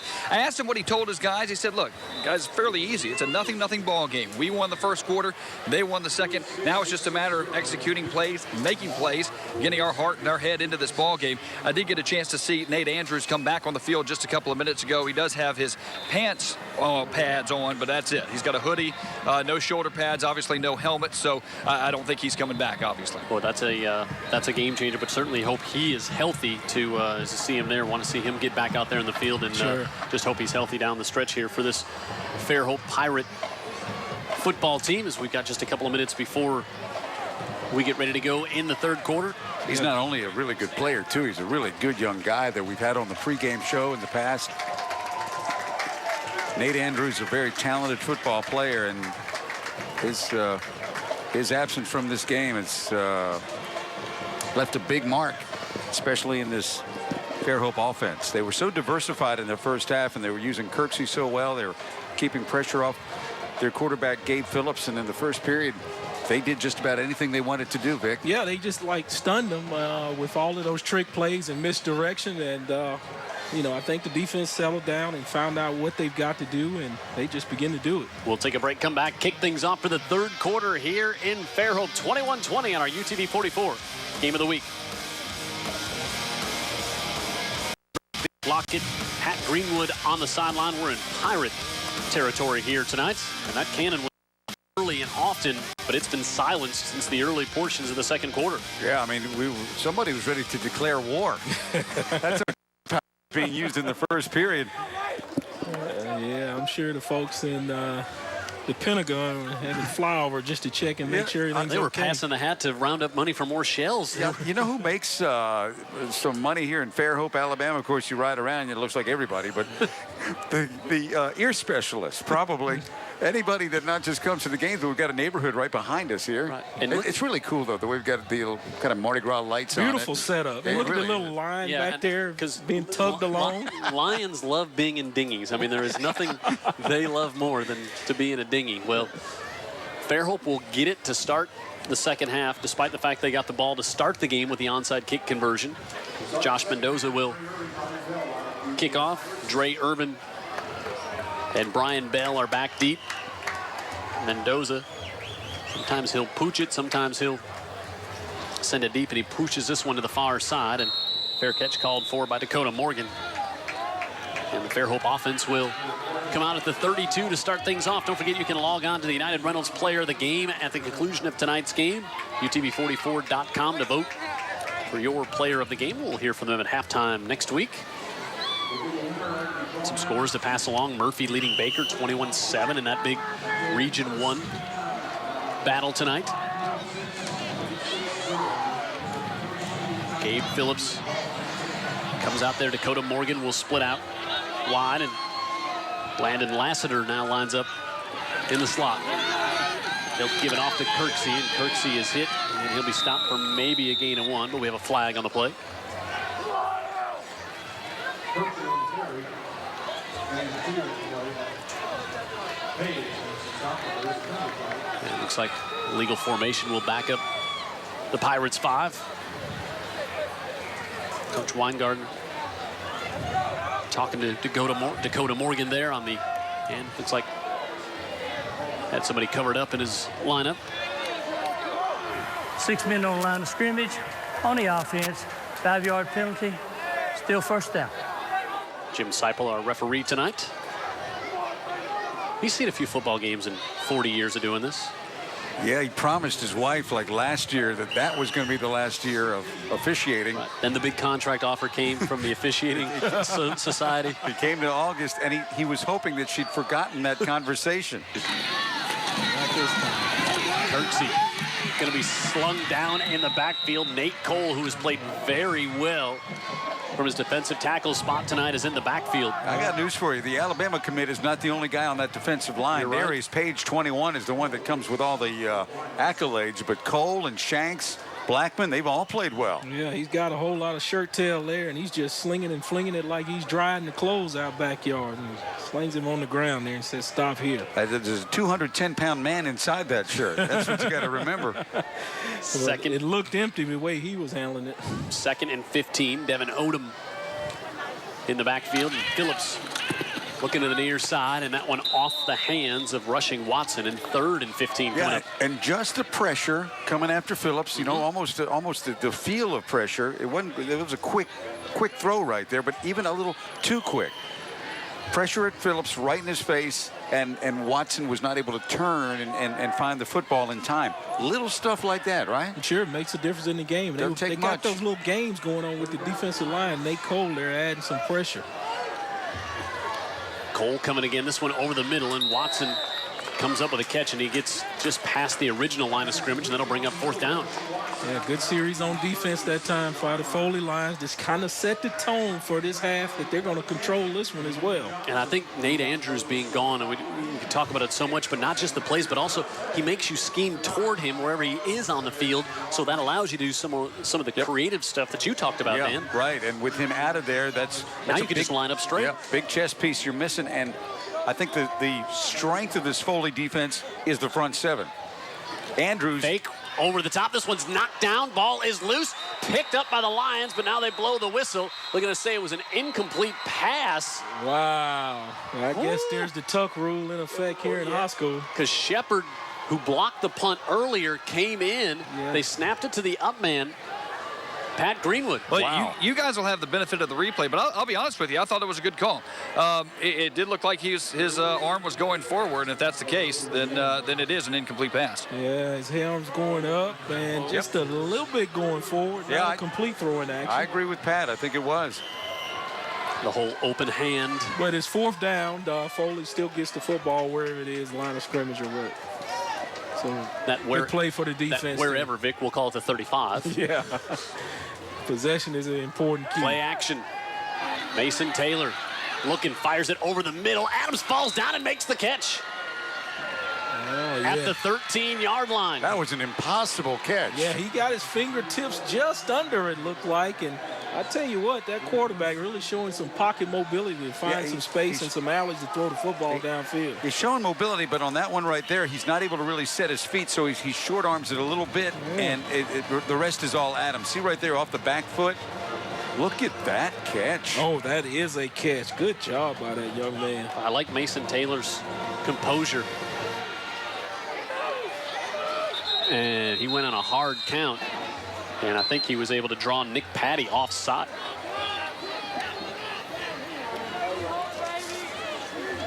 Pat Greenwood.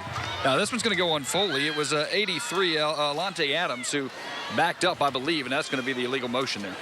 Ooh, I thought Patty jumped, but Before the snap, false start on the offense, 5-yard penalty, 1st down. 1st and 15. A lot of orange here tonight. Yep. That's all because of Chris Dillon, who is a young player for the Foley Lions. Orange is to signify the fight against leukemia. He was diagnosed just this Saturday. He's up at St. Jude in Memphis. Taylor, pump fake. Throws it over the head of Cedric Reed.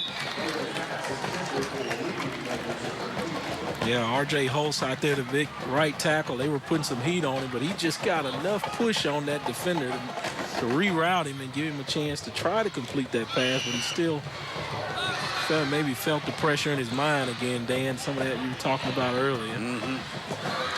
These quarterbacks, they get a couple of hits, and they're thinking about it the next play or two. Yeah, he was talking to Reed like, you need to be running full speed. I'm leading you, and so I think that's where some of the confusion was too. Play clock down to 5.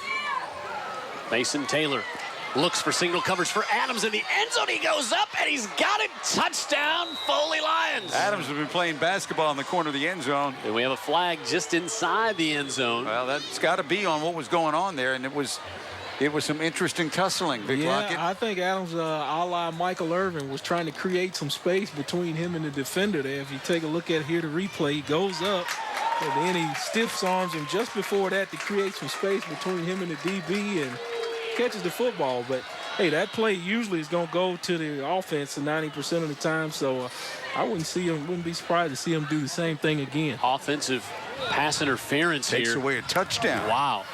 Pass interference on the offense. 15-yard penalty. Loss of down. Playing third down. Loss of touchdown. Should not be loss of. Yeah, that means it just goes to the next down, whatever it was. And Goodness. Wow, see it there's there. nothing there. Well, he did get a little bit of a space between him prior to that Yeah, shot there. from one angle, it looked like there was something. From that angle, it didn't look like there was anything. Why is it loss of down? Yeah. Why is that a loss of down? Yeah, offensively, I think they take it to the next down. No, I think. But they get them on the yardage and the down. I don't think it is. Not on that penalty, though. Not that you get that on a grounding. Yeah, it should not be loss of down. It should be 2nd and 30. Yeah. It's kind of like double jeopardy in the courtroom. Huh? They get you on both of them. Well, he's going to wave it off and then it's touchdown. He got some explaining to do there. Waving what off? Yeah, that's the signal that we got. Yeah, but mate, was there a flag that just happened right there? I don't know what they're waving off. Oh, okay. That was not the previous penalty. Well, I don't know what it was. Don't look at me. I think it's 2nd down. Well, when we show up, we confuse them. 3rd and 30. Mason Taylor buys some more time. Pressure coming from the backside, and Taylor able to get it. And now there's more contact down around the 10, and no flag is. That time it was DeMarcus Bingham who wanted a flag. Hey, I like the way Mason Taylor is just negotiating the pocket, not getting overly excited here. Just settle down, find some space, look down the field, look for a receiver, and try to give him an attempt and to make a play.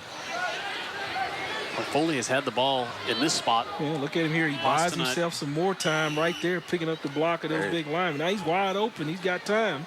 Just couldn't get it connected there. Trey Chaney breathing down his neck, and so now Mendoza will punt and see if he can pin the Pirates back. Good high kick.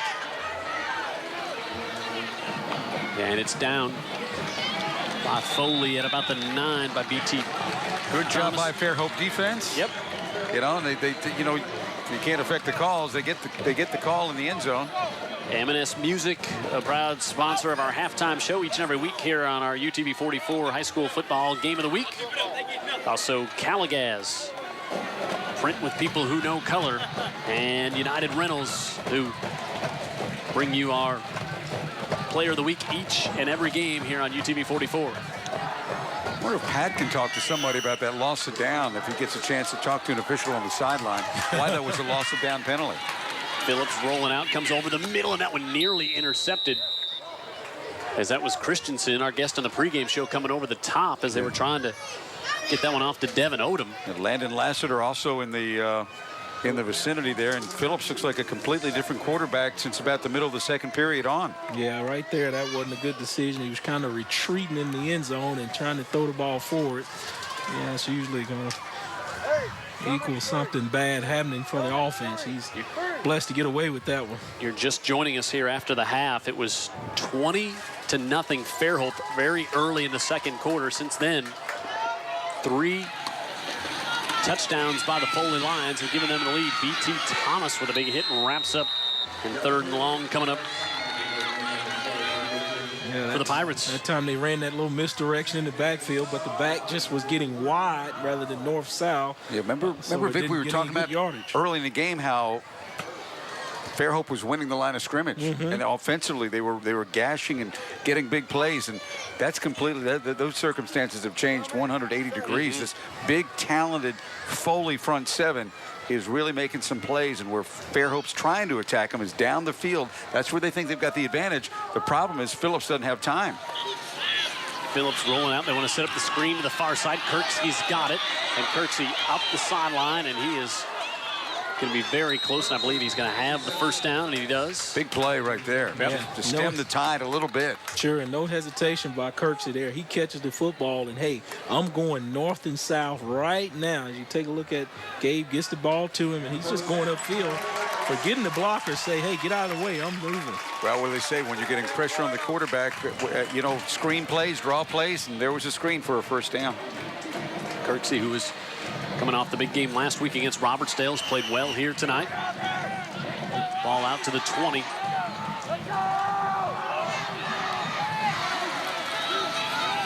Odom this time hit at the line of scrimmage and driven back.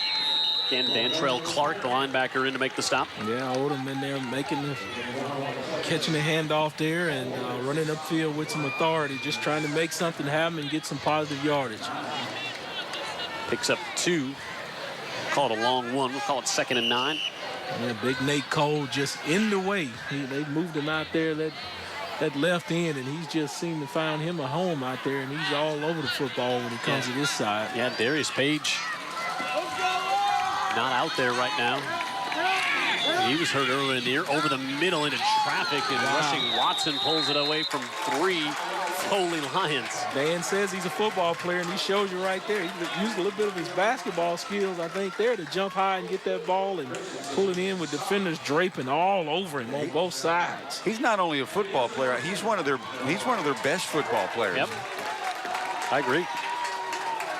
They're going to rely on him more here in the second half. They're going to need him. Yeah. They're finding a way to get the football to him, so why not? It's always get your best 11 on the field and play him. He gets a first down to the 31. Now, this one dumped off to Odom dangerously. Odom will pick up a couple as, again, Jalen Henry was in there disrupting things against Phillips. That was kind of created by Phillips, wasn't it? Man, oh man, how did he get that off? Looked like it was going to be a designed pitch play. Yeah. Ended up being a little toss. Came up with something different. Yeah. There you go. Backyard play. Yeah, just ad-libbing and trying to make plays. Pick up a 4. Phillips wants to keep it. Get to the 39. You know, it's funny, we were talking about the absence of Nate Andrews and what it has on this team and how good he is when he's on the field. And when I was talking to Rushing Watson during our pregame show, I said, so you play basketball? Yes, sir, I'm the point guard. I said, you the best player? No, sir, that'd be Nate. So Nate also is a big time he's a big deal in the wintertime, too. Hey, players know players. Yeah. I mean, if you want to know, ask another player you for got certain. It. There's Nate Andrews right now, obviously not coming back in this game anytime soon. 3rd and 1, and Odom's going to be stopped short of the first down and is going to lose 2. Penetration by B.T. Sanders, the safety, came and broke that one up. And tried to run the jet sweep there to catch them and see if they were asleep at the wheel this time for the run, but no, they were up to the task. Jet got hijacked. Never got off the runway. There's Coach Watson got to be feeling pretty good. He's always going to have a sense of angst. He hasn't had a lot of luck on UTV 44, but of course every time we have Foley on, it's usually against Daphne, one of the best teams in the state. Fairhope, who's been a great run. One of the best teams in the state. 4th and 2, and the Pirates will go for it. Phillips wants to keep it. He's going to be hit and stopped. Wow. And Todd Watson very animated over on that far sideline. He usually controls his emotions very well, but he was very animated on that big stop. And now at the 36-yard line, Foley will take over. And Darius Page, who was in on that play, is down injured. Let's pray for that he's okay. I'll tell you what, the Foley defenders were playing on the Fairhope side of the line of scrimmage, which created a new line of scrimmage 4 or 5 yards back. We'll take a timeout. 5 minutes to go in the 3rd. 21-20. Foley has the lead. They're getting the ball back at the Pirates 36.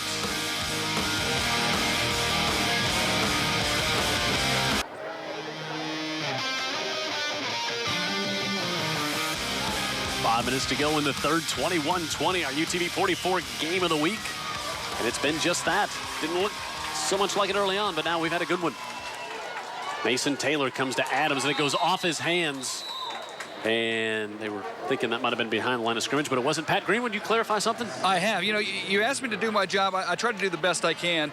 I go to Steve Savarese, who is here, the executive director of the Alabama High School Athletic Association. Had a good conversation with him, and yes, indeed, offensive pass interference is 15 yards and a loss of down in high school. Wow. So anything else you want me to ask? Word Coach from Sam? the commissioner. Is it just loss of down every now and then? Because we've been doing this 13 years. On the right side, Cedric's Reed to about the 35-yard line. Will bring up third down. He looks like a guy pushing a wheelbarrow, but he's just it's just the way he runs. Oh God, Dan, you're gonna create another drill for these coaches to do. Fill up a wheelbarrow. They can do it in my yard if they want. Fill up a wheelbarrow. I got two dogs. They can definitely fill one up in my yard. There you go. 3rd and 8. Have these backs pushing wheelbarrows, 100 yards. Stay low and drive. That's right. DeMarcus Bingham split on the far side. Taylor wants to go his way. Contact. Bingham makes the catch, slips a tackle inside the 10, drops a shoulder. Touchdown, Lions. Wow, what a job by the offensive line of Foley. They were bringing pressure all over the place. And they picked it up, gave him time, and he just sat there and just throw the football out to his big receiver, and he back shoulders it. 36-yard reception. DeMarcus Bingham, his 3rd on the year. I like the way he fought to get some space here. Yeah, look at that. He just kind of, well, I thought it was a back shoulder. He just retreats enough to get the football, then puts his shoulder down. It's all him. Touchdown. It's a very big extra point here to make it an 8-point lead. Mendoza, the sophomore, and he's got it. 28-20, 28 in a row by the Foley Lions, and they're on top. A lot of football left. 4:43 to go, but Mason Taylor got his team with an 8-point lead here on the strike to Bingham.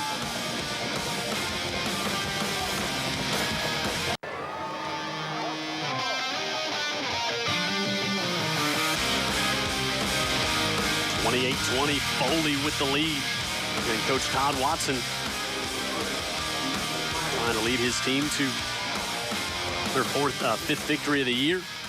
Mendoza again with the pooch kick, and Dakota Morgan again fair catches it. Well, we talk about Foley's been in that position before where they had to come back from behind to get in the football game. They've also been in this position, too, where they were leading the football game and didn't hold on to win. So we'll see how it turns out tonight. Good point. Look at the scoring drive. Yeah. Just 21 seconds and the big catch. Bingham, 36 yards.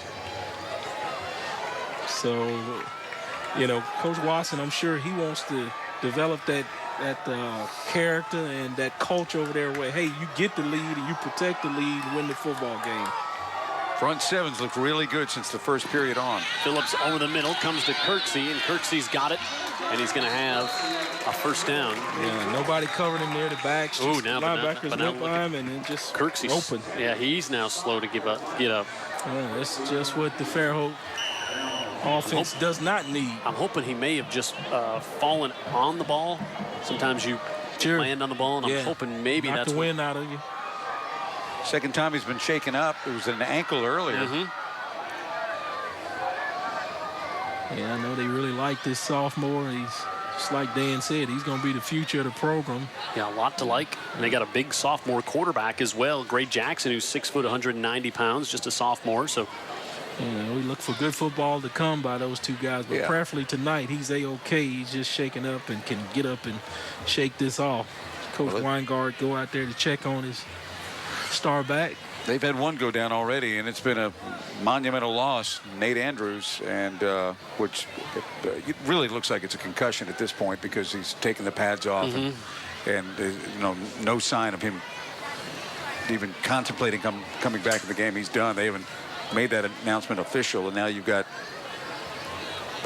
this young guy who has made some big plays, Kirksey. Yeah, now that looks more like he's concerned about a neck there, the way they're trying to support his head while they roll him over. And the refs have sent the teams off the field, and I really like the teams kind of showing respect for the injured. All of them taking a knee on both sides of the field. Speaking of which, it's been sportsmanship. Very classy on the Fairhope side with the illness to the young gentleman from Chris Dillon from Foley. Fairhope, this whole community and football team have joined in many ways and showing their support for him with wearing orange. And how about the football helmet from Fairhope being presented, signed by the team for the young guy, Chris Dillon, who's now at St. Jude, despite the fact he's on the rival team tonight. Okay, it looks like he's going to be just fine. Adam Weingartner, you see him there top of your screen. First-year head coach, came down from Georgia, was up in North Alabama. And this ain't a bad place to go. got some talent, got a great place to play football. Yep, got a city that supports you. Supports you. Quality life is okay here. Not That's bad. putting it lightly. 1st and 10. And now Gabe Phillips gets back in the shotgun here for the Pirates. Halfway through the 3rd. The pitch, this is Brian Bell coming over. And Bell makes some moves. He's shifty, slips a tackle there, and now Bell's in a foot race to the end zone.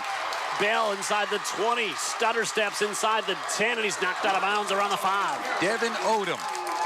What a block by Devin Odom on the outside. I mean, he drove a Foley line 5 yards down the field, and that opened everything up. CBC 4 right here. He just smokes. 48 yards for Bell. Yeah, we were just talking about the culture here. You got one player go down, and hey, it's next man up, and look what the next man does. Yeah. Picks up 48 yards on his first carry. With the help of Odom, big block on Dantrell Clark, who's made so many plays. Not that one, though. Yeah, all of these backs have been just working hard for each other, so we got something going here with their skill position tailbacks. At the 5, 1st and goal for the Pirates.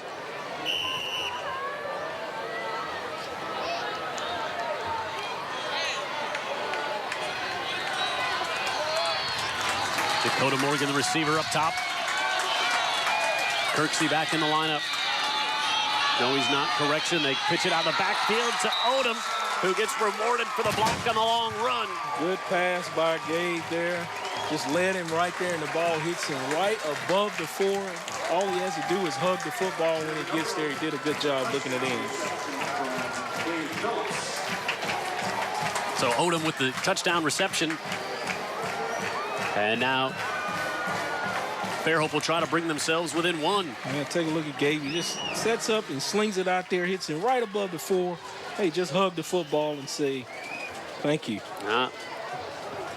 Wonder if they're thinking maybe to go for 2. They bring Lassiter in. They bring Phillips in. And it looks like now they will go for 2 to try to tie it with 3:41. When do you begin the chase? I don't know. Yeah, there's a chart. You have a chart and you look at down by X or up by X. And it's a chart I don't own. Phillips and I think there was a little bit of trickery there. He had no football in his hand, and I actually lost it. Shows the depth of the trickery.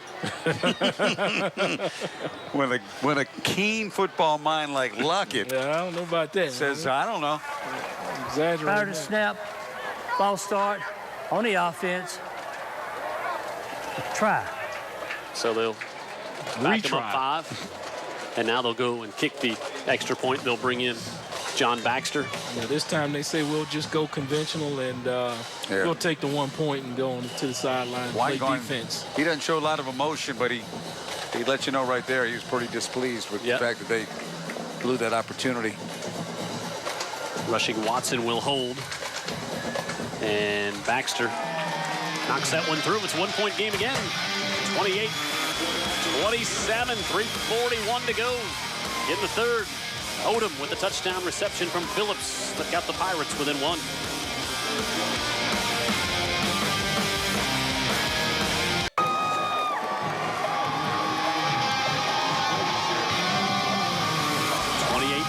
It's Hall of Fame night here in Fairhope, Dan Brennan. Yeah, they inducted and had the ceremony at halftime. Ricky Mims, 2002 graduate of Fairhope. He was an excellent football and basketball player. Cecilia Houston Torrance, you go back to the 70s. She was a great tennis and volleyball player. And last but not least, Stephen Sparks, who was a great baseball player here at Fairhope High School, 1993 graduate. Actually played in the majors for the Pirates, the Cardinals, and the San Francisco Giants. How about that? Yeah, but one of our listeners, Gene Everett and his daughter Haley, live in Fairhope. So they just heard the cannon go off at their house. I'm not surprised. Tyron Pugh takes it at the 10 straight up the middle, and he's got a huge hole, and he's looking to the outside. Baxter, the kicker, will slow him down. The ball nearly ripped away as Dre Irvin was trying to rip it away. Yeah, he was just taking it up the gut. The field getting a little glazy out there. Maybe Greenwood could tell me from this standpoint, Oh, looks like the dude is let's sitting not- down that way. Don't even get him started. Well, great field position. 4 plays, 64 yards, just a minute for the touchdown from Odom. Pat Greenwood. You really want to go there, Vic? No, I don't. Leave it alone. All righty. Just from our viewpoint, it looks a little lazy. Mason Taylor gives it off. Cedric Reed carrying that football way away from the body. Gets back to the line of scrimmage, and that's it. And that's John Patrick. Surely one of them in there. Stephen Pierce in there leading the charge. Yeah, and Casey similar as well. I mean, a whole host of Pirates just hanging on there saying, you're not going anywhere, Cedric. I think the correct term is a brethren of Pirates. Vic Lockett. Oh, there goes Cedric Reed. Looks like he's hobbling worse than he has all night. Pee-wee Lewis comes in. Got to knock on Pee-wee's door, tell him it's time to come in. Go get brother Pee-wee. Pee-wee's like everybody I've ever met named Tiny down here. Taylor fires it off and through the hands of Adams again. That's Volante Adams, and that one had a lot of heat on it. Yeah, nice pass by Mason Taylor there just to get it out there. It just kind of slipped through his hand there. There was heat on Taylor, too, because he gets hit as he throws it, and he's looking at Adams saying, you got to help me out, Sure, man. I took all that. You catch the football at least. Help a brother out and catch it. 3rd and 10. 4 receivers set. Taylor has time, steps up in the pocket. Now he's going to pull it down and wants to run for it. Makes a nice move, and he's going to be hit. And he's going to be close to the first down. It's going to be a little shy by the initial spot. Yeah, I like the way Mason Taylor's making his decisions so far. He was looking downfield and waited all he could, then didn't see anything, and then he just tried to get the first down himself. He's a tough kid, man. I'll tell you what, he took a whack there, and it was one that he didn't see coming either from behind. He's shaking up a little bit. Foley was going to punt. They started to send the punt team on, and then they said, whoa, whoa, whoa, wait a minute here. I think they're going to take a timeout. It's a big play. Play clock down to 5. They're going to take a timeout and talk this one over. 2:09 to go in the 3rd, and Foley does take the timeout. It's 4th and less than a yard. Really not a huge pivotal point to me in the game. We still got a whole quarter to go. So, I don't know. He just probably wants to make good of where he is on the position of the field. Talk to me, Dan. Well, was you take advantage of where you're on the field by what, Vic Lockett? You've left the sentence open there.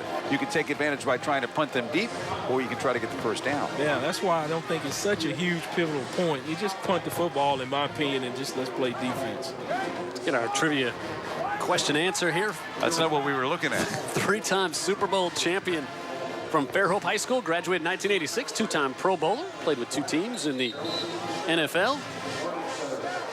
You want us to say? Well, I mean, I think you all know now, but Leon Lett. We knew now, we knew then. Yeah, I know. We've known since it was asked. Of course, Super Bowl champions in 92, 93, and 95. I don't get a lot of these, so, let me crow when I do. I haven't seen you miss many of them, to be honest. I don't know. But you helped it out with the infamous. That's all I mentioned. I didn't want to. About that play, they were up, I think it was 52-7 or 51-7. They were in full celebration mode already, and so Foley decides to punt. And Don Beebe with such a making great the right decision here. The punt isn't off yet either, so we'll. Not a great kick. No, it's not. And it's down at the 21. Now, didn't Lett make 2 infamous plays? Yeah, you had the Thanksgiving game when he tried to recover the blocked field goal against the Miami Dolphins, and then in the snow. And the Dolphins end up getting it back, and they go on and kick a short field goal to beat the Cowboys, which not very many people are upset about when the Cowboys get beat. All right, the Orthopedic Group is a proud sponsor of high school football here on UTV 44. The game happened 25 years ago. Vic said good. Yeah, anytime you can get a Cowboy loss, we love it. All right, also the Tyndall Credit Union, like when the Bears whipped them a couple weeks ago, Vic. Yeah, easy. All right, come on. Davison Fuels and Oils, proud supporters of high school football. Fuels and oil. Oil is singular. And also Wiltoo's. Wiltoo's is a proud supporter of high school football here on UTV 44. Welcome to our games of the weeks. Dan, you're heading towards that 1-game suspension that I had to serve. Watch out, brother. Cox is the judge and jury. I could be gone next week. It's been so much fun. You could be gone with a minute 57 to go in the 3rd. That's where we're at right now. Let's get this one out of the ditch and back between the white lines here. Well, that's what this guy did with the offense. Gabe Phillips, they were in the ditch for about 2 quarters and then made a big drive on a couple of big plays and got him in the end zone. Phillips eludes the pressure. Now he's hit, and that one up and nearly intercepted as Nate Cole again is in the backfield. Yeah, I think he got a bit of his arm there to cause the ball to go errantly there. And, hey, the defense is real hungry when they see that ball fluttering in the air like that, hoping to get an interception. Wrong guy trying to get it is Shanks, who's not, that's not his strength, his skill set. He gives it a shot. Well, I'm sorry, that's not Shanks. That's actually the linebacker, Blankquist. Neffy had a chance. Blank was set, I should say. He did have a shot at it. 2nd and 10. Phillips on the pitch. That one's knocked away. We hear a whistle? Did we hear a whistle? Shanks watches Cole pick it up and go in. Touchdown. I thought we heard a whistle, but Cole gets it as that pitch was knocked away. I didn't hear it. Okay. I did not either. I trust you, Pat Greenwood. Yeah, no whistle at all. But I'll tell you what a heck of a play by Nate Cole, able to knock down the pitch, pick it up himself, and go in. I can't tell you guys how many times I have visualized this playing that defensive end in high school, and you always miss it, but he's just more athletic than I was. Picks it up and says he wants Jim Cox to call his name for a touchdown. Well, Cole has had such a huge night. Cox wanted to dismiss the whole play with a mystery whistle. We'll give him his address after the game. Coxie's working toward the one-game sit out. I'd like to hear that broadcast up here. I can handle it, big guy. Now the officials are trying to decide if it was good or no good, and now they finally say no good. We have not brought good luck to officiating crews, sadly. So it's 34-27. That's big. So Sean Shanks with a great play. Nate Cole. Do we have? Yeah, that is an outstanding play by Nate Cole just to get his team going back in the game. I mean, he was going to get a vote for player of the game regardless because he's been so solid up there on the defensive line, and now he's just sealed it. Yeah, and not only been solid defensive line, Jim, but he's done so much, on the other side where he's not waiting for the play to come to him. He's disrupting in the backfield, and that's what he did right there. This Foley defensive front, they're pretty good. You said it earlier, so it's more than just Darius Page, who's committed to Alabama. 21 Page, he's the one that when he gets off the bus, everybody oohs and ahs, But Cole has just played spectacular tonight. And so, but that missed extra point makes it back a 7-point game. And this one continues to be back and forth with 1:43 to go in the third. How about the Foley offense had nothing the first period? They couldn't even get a first down. They've settled down now, and they've gotten plenty of first downs and a few touchdowns. Sure have, and that was with Cedric Reed on the sideline. Of course, that was a defensive touchdown, but... Hey, Coach Watson will take it either way, defensively, offensively, or special teams. Well, he saw Daphne score every conceivable way you can score as they were... Well, he's due some good fortune there, right? It really is. Especially on UPN 44 game of the week. Phillips brings his team back out at the 37-yard line. Little officials conference with Coach Watson over on the far side. Watson is saying, let the clock roll. Now, he's saying the extra point was good. He's saying the extra point was good. There's some, none of the officials, they didn't make a Pat Greenwood. Yeah, actually, I was asking Jared back in the truck if we had a replay of that because the initial indication by the officials was, yes, it's good. Then they started talking to one of the Fairhope players and said, okay, no, it's no good. So that's where the confusion comes in for Coach Watson. Well, whoever that player is, I want to hire him as my lawyer. Phillips going to be hit and drop for a loss. Well, that's not the most difficult call that official has to make. I did not see the extra point when it was kicked live, so I can't either. I can't comment on it. Yeah. That was, we were firing each other at that Deshaun Anthony coming in there. It was not a pretty kick regardless. It didn't get much above the crossbar at any point. Evidently didn't get above the crossbar at all. Well, didn't get between the. According to this. And nor was it pretty up here with you two guys. I had to separate. Phillips. It happens. Rolling out. And this one too far in front of Devin Odom. No. 3rd and 11 coming. Again, Jim, we talked about this from the beginning. When Phillips was just sitting back there, it was like the world was his oyster, as was the Foley defense. Pressuring him has changed everything like it changes any other quarterback, and his throws aren't as crisp and on time like they were. Nate Cole checks back into the game. Phillips started the game 8 of 8. Yep, for 125 yards. And now look at Cole coming in on the pressure again. He's going to hit him and wrap him up. Yeah, Devin Odom's had the blitz pickup, but he was overwhelmed there by at least 200 pounds. I'd say, Dan, that freight train coming at him there just did all he could just to slow him down just a hair. Wow. All right, we're going to get a look at the extra point after this, and if it's good, Todd Watson is going to firmly believe there's a curse on television.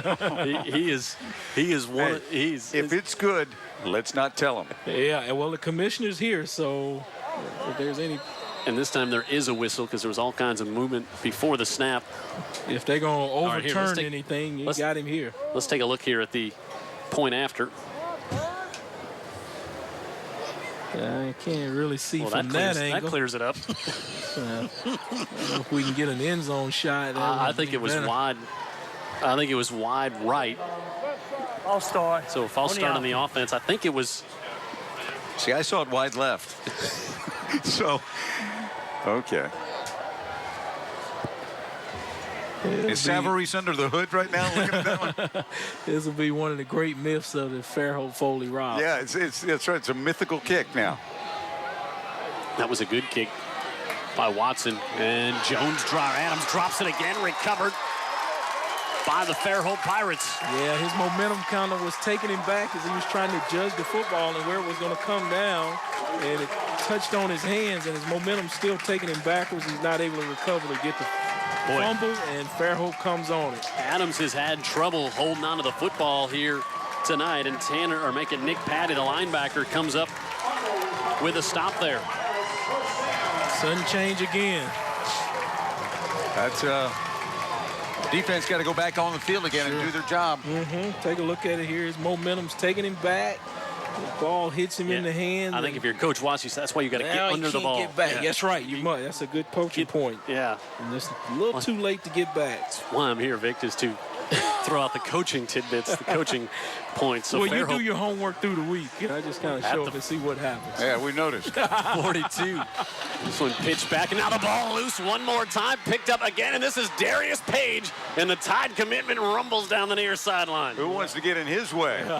They're happy he ran out of bounds. Phillips, I'll tell you that. Phillips has no choice, but he's got to lay his shoulder on that guy and quick turnaround again. And this, again, Foley's defensive line is just taking it to him. Wow, and that will close out the quarter. They've been playing the game 92 years. This is the 93rd. Oh, wow. And this one has been wild. Page. The defender hit the back as he got it. So we'll take a break. Foley, good field position again.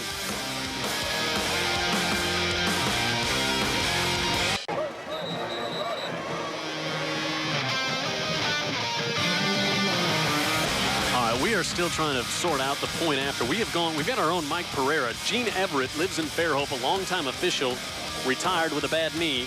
But he went back and DVR'd it. Both officials under the goalpost said the PAT was good. However, it did not appear to be good. So that's the confusion we're at here. And Darius Page has given the ball back to the Lions. Cedric Reed, a play slow to develop, gets to the 35.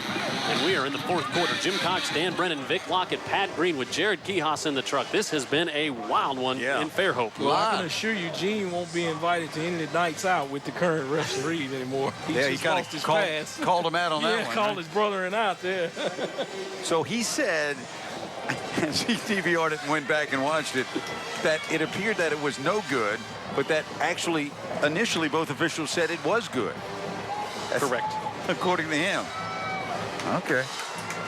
Hey, guys, I just watch him call the football game, and I try to see what the defenders do. Pat Greenwood? Well, I can confirm that they both said it was good initially. Okay, so you won't get invited out with the officials either. No, I won't. Cedric's Reed on the right side drops the shoulder to the 30, and he's going to be about a yard short of the first down. And now a flag comes in at the end of this one as we had Adams John over there with Brian Bell. Well, Adams is not going to become a favorite on the Foley sideline if they get him. Well, I mean, there was no physical contact. Doesn't matter. They called something. Question is what? Yeah. And we know who's in charge of the football game. The Brian. guys with the black and white vertical stripes. The bell was clapping on the Fairhope side, you know, intimating that it was going to go against Foley. So you turn a 3rd and short into something else completely. They're going to mark it off against Foley. Wow. That's a It's big going ball. to be a big one, too. It's going to be a dead ball 15-yarder. And we've had a little everything tonight. We have. Every week it's been that way. Yeah, that's what It's don't we always? unsurprised, yeah. It's a dead ball. Very customary to our ball. Dead ball. Personal foul against the offense. Boy, they call 15-yard penalty. So the only thing I think is there was a Third little down. delayed reaction on the call instead, because usually you'd be an unsportsmanlike 15-yarder. Okay, it's 3rd down, right? Which it should be. It was dead ball after the play. Okay. Huge penalty in this game. Yeah, it was something post-play that went on there that we may read and catch. Takes him from the 29 all the way back to the 44. Yeah, 3rd and 1 for this. 3rd and about 18. Taylor, lots of time, steps up, looking for Bingham on the far side, and Bingham can't hold on to it. Yeah, he looked it all the way in, just forgot to tuck it away, started running, and almost had a big play there. I'll tell you what, Mason Taylor, he's doing a good job there in that pocket. Just I like his presence in the pocket tonight, Vic. I really do. He's just sitting back there doing what he has to do and trying to control his offense. Doesn't get rattled. No, and on that particular occasion, wow, look at that. I mean, Foley's had some drops tonight. Yeah, Fairhope had a lot of guys deep. They were not really rushing Taylor. They had people in coverage. Great punt. Fair catch called for by Bell inside the 15. You know, Phillips and this offense kind of came out of nowhere and revived themselves with that one big drive, Jim. They're going to have to do it one more time. Weingarten has done a great job coaching this team this year. The first-year coach here. The defensive line for Foley has taken over the game. They really have. But like you said, a lot of that, you start seeing all that pressure. That's where you maybe see the screen play, maybe see the draw play, but they just haven't had time to even get the plays off here the past couple series. Yeah, and they've had, you know, Nate Andrews out of the game. The tailback has been, Kirksey's been knocked around and hurt twice. He has not returned. They give it off to Odom. Odom cuts it back in the inside, and Odom to the 25-yard line. And Odom's no slouch, and he's a senior player, and you know, of course he wants to win his last Foley Fairhope contest. Fairhope has won the last 3 of these matchups. They're ranked number 10 in the state, 5-1 coming in. You don't want your senior year to be the one to let him out of the hole. So he's going to give it all he's got when he's in there. He's got 10 on that one and a first down. And here comes Brian Bell, and Bell to the 33-yard line. Same play. Yeah, and he's starting to find some space in there between those big guys. Look at him catch it here, and then he just turns it upfield off his blocks, looking to go out the back door, picking up some positive yardage. Yeah, he gets 8. And now Phillips wants to keep it. And Phillips is hit, and he's not going to get back to the line of scrimmage. Well, that time he was hoping they were going to still be keying on the back, and he was going to try to slip around the corner out the back door, but the defensive line was up for the field. Yeah, Sean Shanks made the stop there. They remind me a little bit of the late Alex Karras, who in Blazing Saddles, they were instructed, Passed away this week. Don't shoot Mongo. It only makes him mad. this defensive line's getting mad again. 3rd and 2. This is Bell.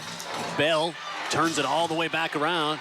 Now Bell going to be hit and stopped again. Yeah. Boy, and Gabe Phillips was going to try to help with a block there and turned around.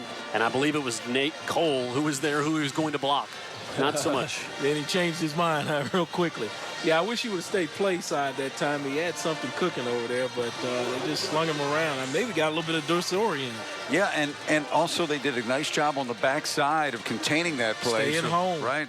You got to stay home because those backs are subject to come to you. These big athletes are not only playing well, they're playing smart. Yes. And not allowing a big play that could have been a big play right there. Great gap responsibility. Rushing Watson. And now, ooh, boy, now let's see. Did the play clock expire? Yep. So it's going to be a delay game against Fairhope. Boy, Adam Weingarten was unhappy. Delay of game on the offense. 5-yard penalty. Still 4th down. With his offense after that last series. Now Tyron Pugh and Adams will be back to receive. Watson to punt. Talk about two different 14. We've had like 3 different games. Yeah, really have. We had the Fairhope outburst. We had the Foley response. And then we've had it back and forth since then. Great kick. Goes over the head of Adams, and he's just going to let that one bound away. And all the way down to the 20-yard line. 62-yard punt. Yeah, that's a great punt to get the ball flipped back on their 20. You want to make them go 80 yards if you don't kick it or score. That was Coach Stallings' mantra. Mason Taylor tonight, 219 yards throwing the ball. Doesn't quite describe the way he's played, though the numbers don't tell it, does it, Jim? No, and he's kept a lot of plays alive. Sure has. Made smart decisions. Has not turned it over tonight. He's now 13 touchdowns, just 4 interceptions on the year. He's thrown for about 1,200 yards. John Patrick Sherling right in the middle of that defense. He's been a lot quieter tonight. We haven't called his name as much. He hasn't had quite the impact at middle linebacker this evening. They flip it out on the far side. Good pursuit over there, Dre Irvin. He's played good all night over there, forcing plays back inside. Alante Adams was hit. He's going to be dropped for a loss of 1. I'm glad Dre Irvin's so good because he's got a cool football name. Dre Irvin, man. You like saying that. Yeah, my name's Dre Irvin. And you like to hear Jim Cox say that, I like announcer guy. It sounds like a football player. Doesn't it? It does. It does. Approaching 8 minutes left in this one. Cedric Reed checks out, and Pee Wee Lewis is in there. Taylor pulls it down. Now he's going to be hit and dropped back inside the 10. Yeah, credit the linebacker there. They were trying to go to that receiver, but the linebacker just dug up the receiver over here on this side, covered him up, and there was nowhere for him to go. The rush got to him. How big was that punt now? If Yep. they're able to hold him there, look at the sack, and they're... Yeah, Clayton King, who recovered a fumble early in this game. Yeah, King's been very active, too. This Fairhope defensive line, and they've played very well in spots, too, penetrating and getting on the other side of the Got tired line of scrimmage. hearing Dan Brennan talking just about that Foley defensive line. They shouldn't be listening to the game, really. I'll tell you one thing. 3rd and 20. Here's a big play where you don't want to make a big mistake. You're right. Play clock down to 2-1. They get it off, and they'll give it off. And this is Lewis. Pee Wee Lewis out across the 20 to the 25-yard line, so it'll give Mendoza a little more room to punt here. Coach Watson wants to play it safe there. You heard Dan talk about you don't want to make any huge mistakes while you're down here backed up close to your goal line. So maybe they'll get some positive yardage and punt it away and play defense. He picked up 14, but it'll leave 4th and about 6. They didn't really run much clock during that drive. They weren't able to really milk the clock much at all. Pressure coming, and now it's going to be roughing the kicker as Mendoza got barreled into. And that is it the 5-yarder or is it? Well, it won't matter. It was a pretty good one. Patty got him, and it was 4th and 5. Also officially. They'd have to measure. I think it's closer to 6 when you look across the far side. But it looked like the 15-yard variety. Yeah, it's a first down. Wow, that's a big penalty. Well, it was their choice, too. I mean, they bring on the kick block. It's a play, and they choose to go after him. They just don't get to the ball. Oh, yeah, automatic first down. Yeah, he's jogging it on up. He came close. I mean, Patty came close. Looked like he took a pretty good angle and everything. But just roughing the kicker on the defense. 15-yard penalty. Automatic first down. Now, we just talked about Foley got the ball back, did not burn much clock. Here's their chance to do that right now. 6:40 to go at the 40. Foley leads at 34-27. Look for Cedric Reed. He's got it here. Sees a little, ball comes loose. It was knocked loose. And we talked about Reed carrying that ball away from his body earlier, and he did it there. Well, I think one of his linemen got it there. He didn't see him standing there. When he cut back inside, he ran into his own lineman. And you can hear the cheering coming from the Fairhope bench there that they've excited they've got the football. So a turnover on Cedric Reed. Stephen Pierce. So that puts life back in the home team. Look, he takes the football, then he kind of cuts back inside, runs into his lineman, but now Pierce just yanks stripped it out. They would slow that thing down in the NFL and college, I guess, and see if any part of his body was down. Yeah. Wow. What else can happen tonight? Power could go out. Don't call it.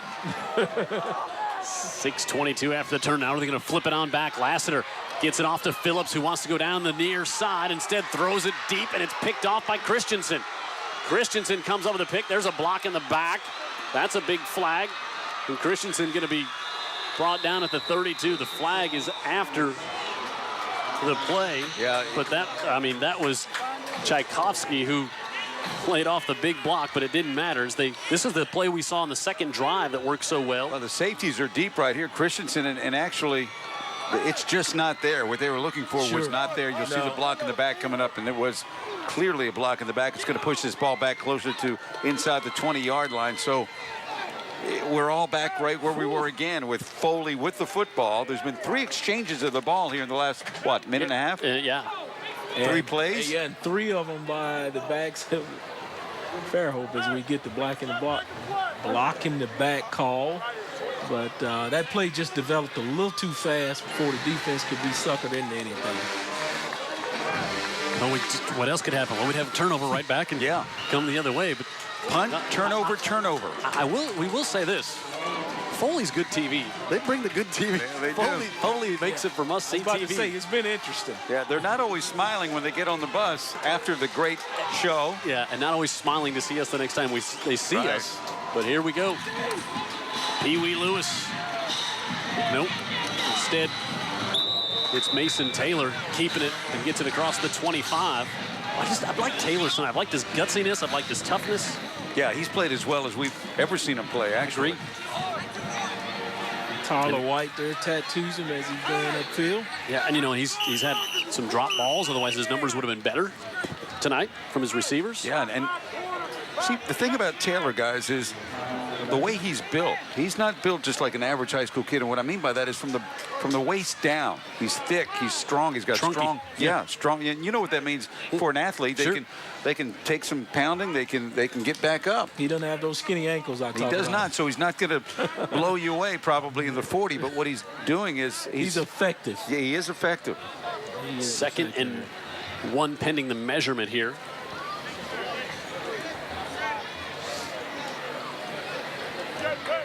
It's going to be that much.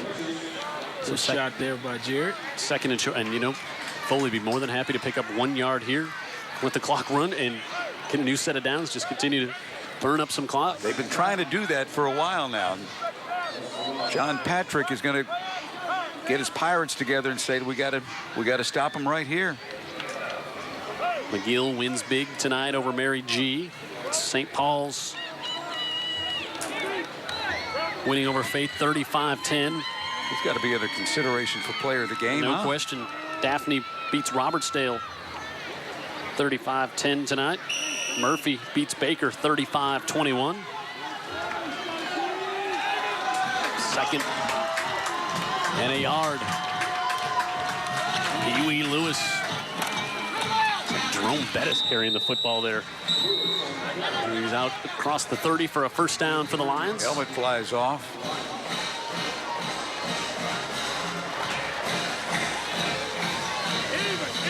And they're going to take him out and send Cedric Reed back in.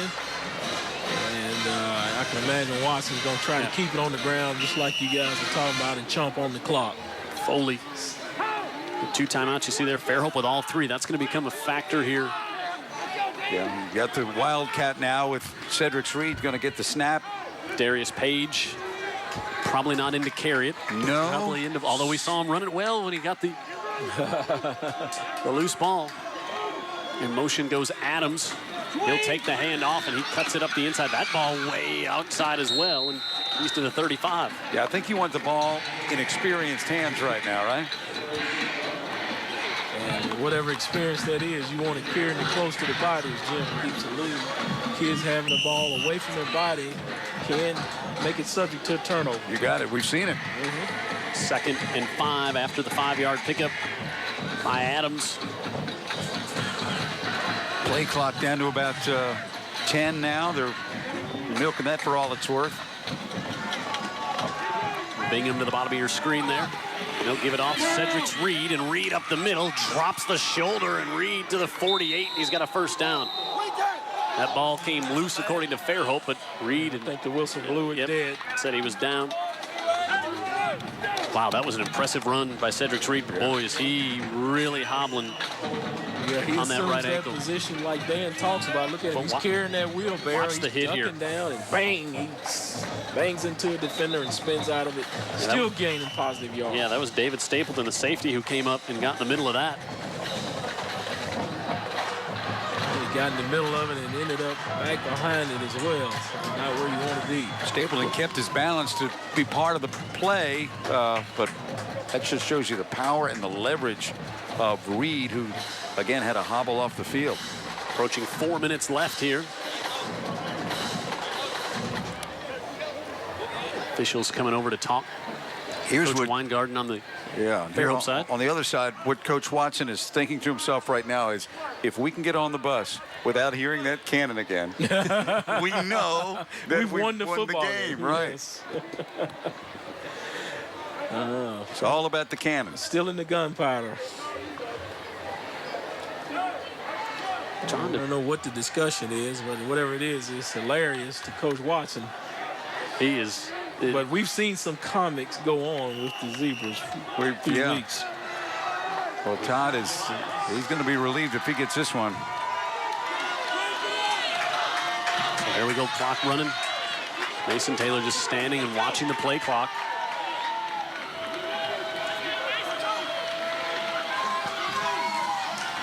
And he'll snap it at 5. Pee-wee Lewis hit in the backfield. He will not get back to the line of scrimmage. He was trying to use his speed to get wide, but the defense was playing him inside out. And just kind of closed the gap.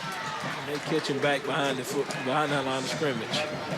Tyler White in with the stop. And so now it's going to be about 3:15 when Mason Taylor snaps this one. On 2nd and 11. You know, the one thing about going wide, you just don't want to even put the thought in the mind of your tailbacks to carry it out of bounds. Play action. Wow. Taylor looking, comes to Adams. Adams secures it in. He gets knocked out of bounds. Just what Dan talked to, but let's see. He's going to be very close to a first down. Yeah, and I think that he was knocked down inbounds. They're stopping it now maybe for the measurement. For the first down, I think he's got it. I liked Adams really looked that one in. He did, and then got upfield just a bit. Good play call. That's senior quarterback, having trust in your senior quarterback to make that play. Yep. Yeah, I was surprised that he did put it in the air, but it caught him off guard there with the rollout. Nobody ever covers that back coming backside. 234 yards tonight for Mason Taylor through the air. And we'll get the... it was close enough, Dan. You got the eyes. They do want to measure. Pat Greenwood, you got a good view of that?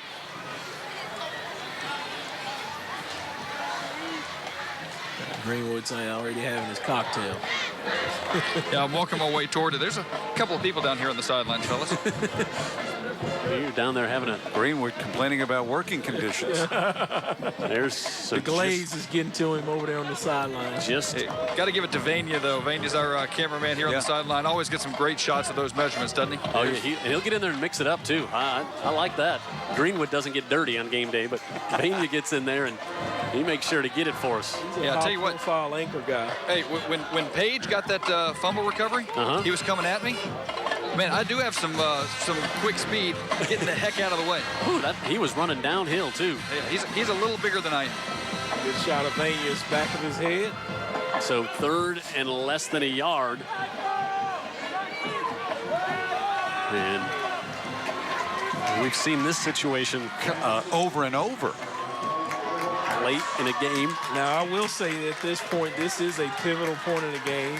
They'd like to get the first down to eat the clock away, and of course, Fairhope would love to stop them. Yeah, here they come. So we see the two big defensive fellas come back in, Cole and Shanks. Follow them. That's where the ball's going. But boy, Foley and Lewis is going to have the first down, but they were trying to get a player on the field. He ran in way late, but I don't know if if that was just number 10 or they had 11, but they probably have a flag. They have to. Like near side. Near side, there's a flag, guys. Okay, yeah, because trying to come on the field at the very end was Chris Shepard, the sophomore, and he didn't even make it to the numbers on the far side. Like the lonesome end over there, right? Ooh, so 3rd and 1 is going to become 3rd and 6. Hey, this is where the coach goes ballistic and says, keep your head in the football game. Listen for the personnel. They're going to have a discussion on it. How many are on the field right now for the Lions? I still only got 10. Yeah. Well, they're going to wave the flag off, huh? And it's going to be a first down.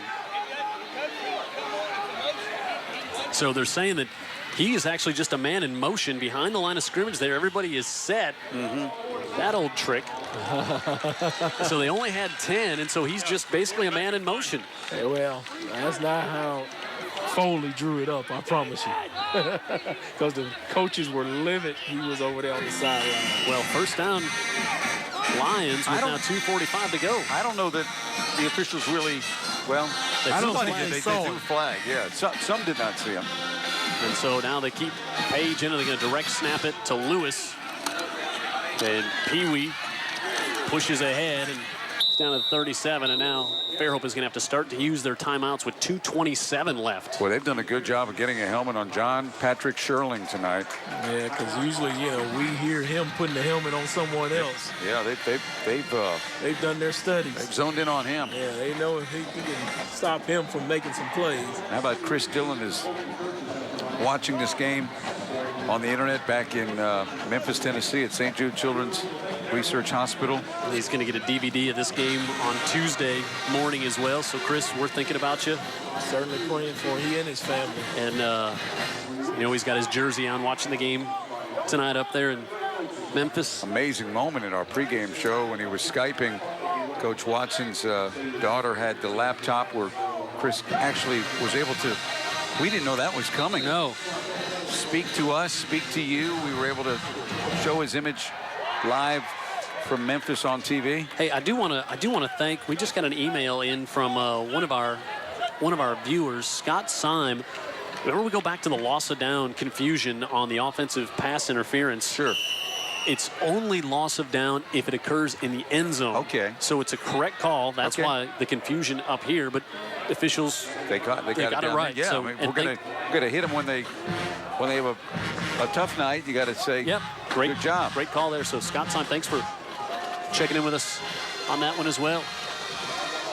Ooh, Lewis getting to the outside. And he's going to be knocked out of bounds, and a flag at the end of the play. Boy, exactly what you don't like, that play to the short side going wide. Well, the running backs just got to be made aware and talked to in advance. Like, you can't do that.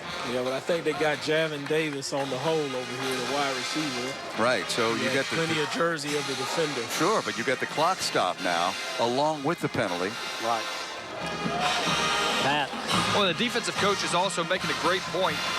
You want to strip the ball here, but you got to make the stop first. They're saying that your first and second hits have got to be hits to make the stop. Third and fourth hits, that's where you go to strip the ball. So that's something that they're drilling into these Fairhope defensive guys. But, it's as you said, last thing you want to see if you're Foley is you guys backing up and getting out of bounds. I think you call the play to the wide side of the field.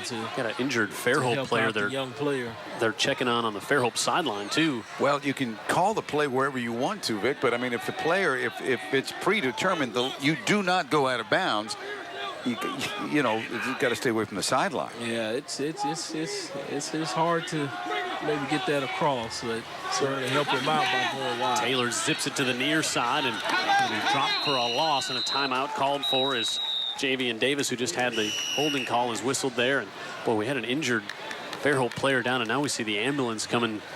This is on the Fairhope sidelines right below us here.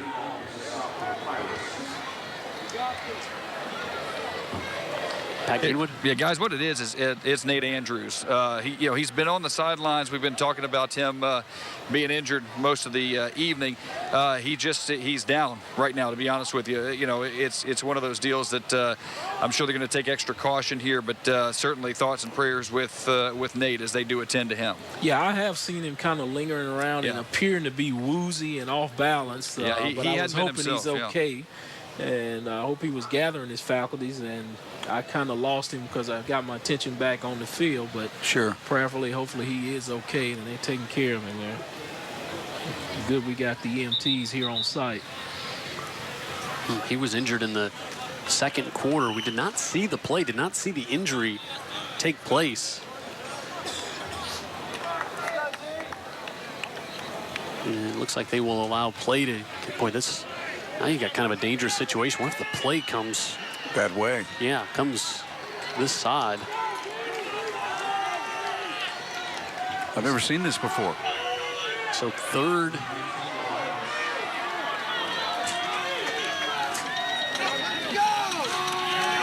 And 18, Mason Taylor, pressure coming from the backside, but Taylor able to go over the middle. It's nearly intercepted as it goes off the hands of David Ford back there. Almost breaks the cardinal rule of rolling out to your right, throwing it back across your body. Usually not good things happen when a quarterback does that. Dre Cheney was coming so close on the pressure on the backside here as well. Give the Pirates a lot of credit because they're going to get the ball back because of the efforts of that defense. 4th and 18, and how about that going out of bounds on that holding call? Going out of bounds, we had the penalty. And allows Fairhope to have one timeout left also, which could be huge. Mendoza with a good kick. Bell just gets away from it. It'll be down at the 13. Well, you got a senior quarterback on the other side as well. You guys in white are going to pin their ears back, go and come after them, and they have shown that they can disrupt a football game. They sure can. They can win the battle up front. They've got a talented big bunch with Shanks and Cole and Darius Page and Blackman up front. They've been coming after and getting to Phillips a lot here from the second period on. They have like 2 events going on. It's almost like a need of a split screen. It's kind of upsetting, isn't it? Well, they need to go 87 yards and make the can and plunder. Phillips looking to the near side over the middle. He's got it complete. That's out to the 23-yard line, and that's Dakota Morgan's first catch of the night. They need to get the chains hurry to the line and get it going. Oh, it's a first down, so the clock will stop with that. Got to reset the chains. 2 minutes. That's a lot of time. 2 minutes with a timeout.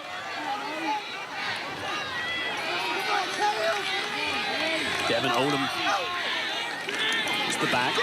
Phillips, pressure coming, and Darius Page is there, hits him, but he's able to get away, and finally he's going to be wrapped up by Nefi Blanquisette.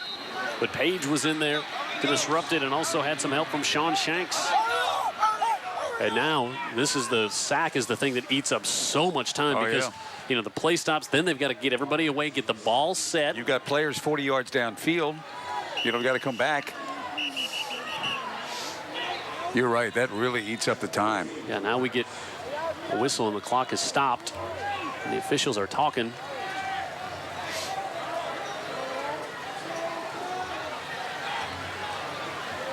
And we still have got one eye on the near sideline where Nate Andrews is being lifted.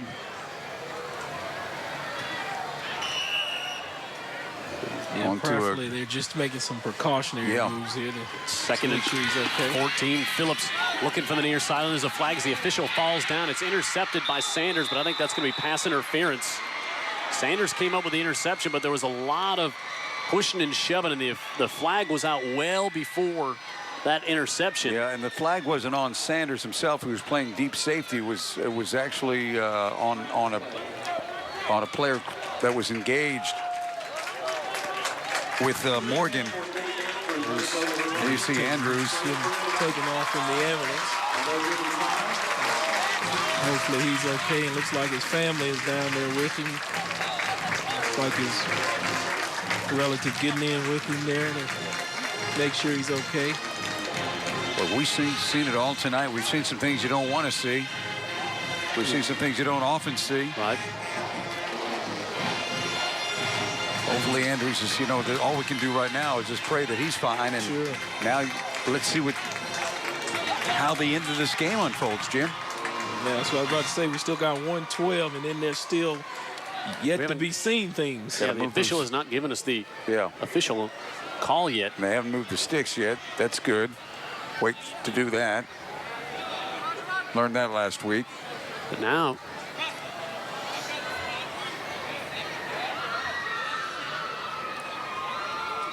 yeah, if it's Foley's ball, the spot's down here around the 50 or the 48.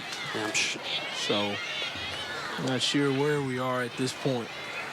Jim Seipel, our join the crowd referee. Familiar Friday feeling. Okay, so this is going to be offense. If it's going to be, wait, if there. No, it might be a hold.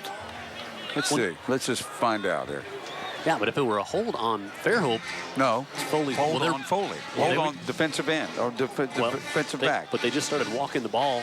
Well, they're starting. They're gonna pace it off from where the play started. That's my guess. I've learned last week, just don't postulate what these guys are going to do. Just wait and watch. Well, I've learned that I don't know what you just said. So they do go back. They go back to the original line of scrimmage, as Dan said. All right.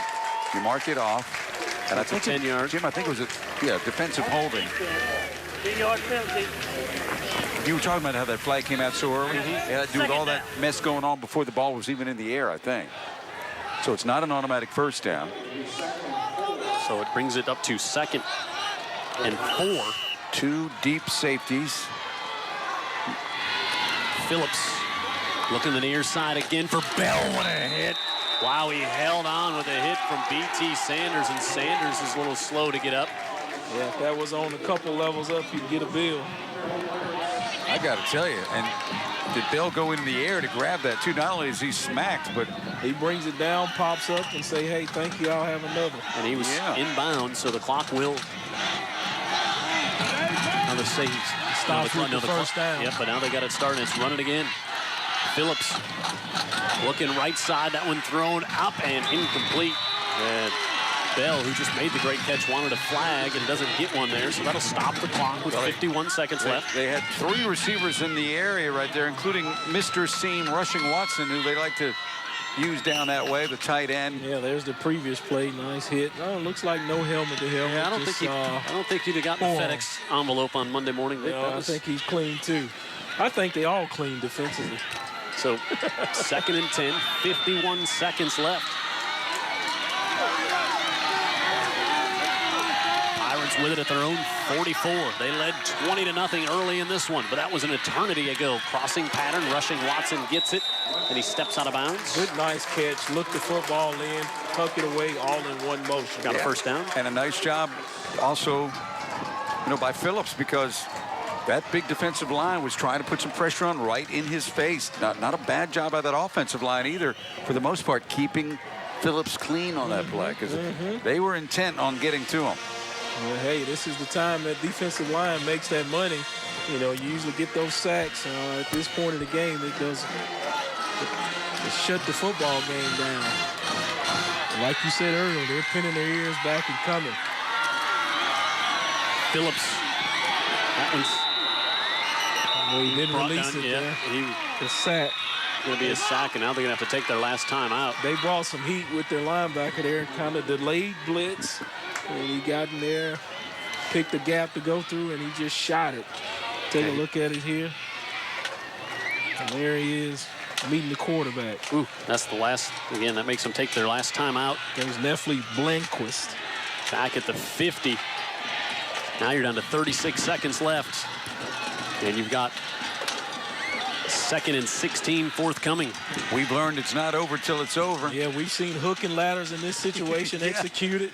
That's it from this very point of the field, I believe.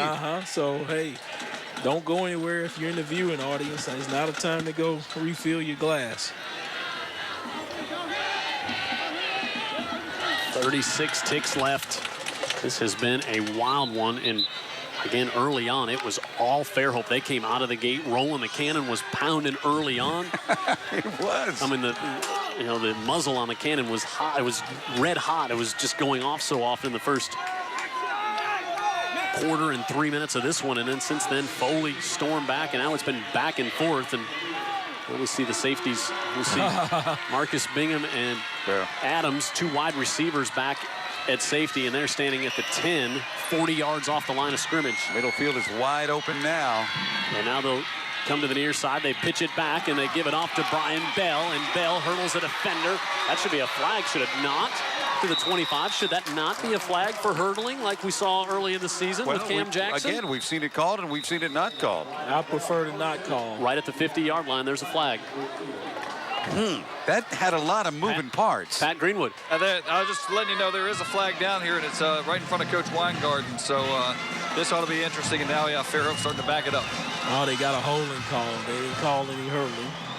Ooh, I'll tell you, Foley sits back there, and they get everything in the kitchen sink thrown at him in these situations. And it's just got to be maddening to them because this thing has got a chance to really go. Yeah, look at the hook and the ladder there. That might have got that. You can see where the flag came in. It was on Donaldson. Out in space, big guy trying to make a block. I know Coach Watson is getting a few more gray hairs as that play developed there. Well, that's really disappointing. And because of the penalty, they start the clock as well. Yep. So it's already running down to 15.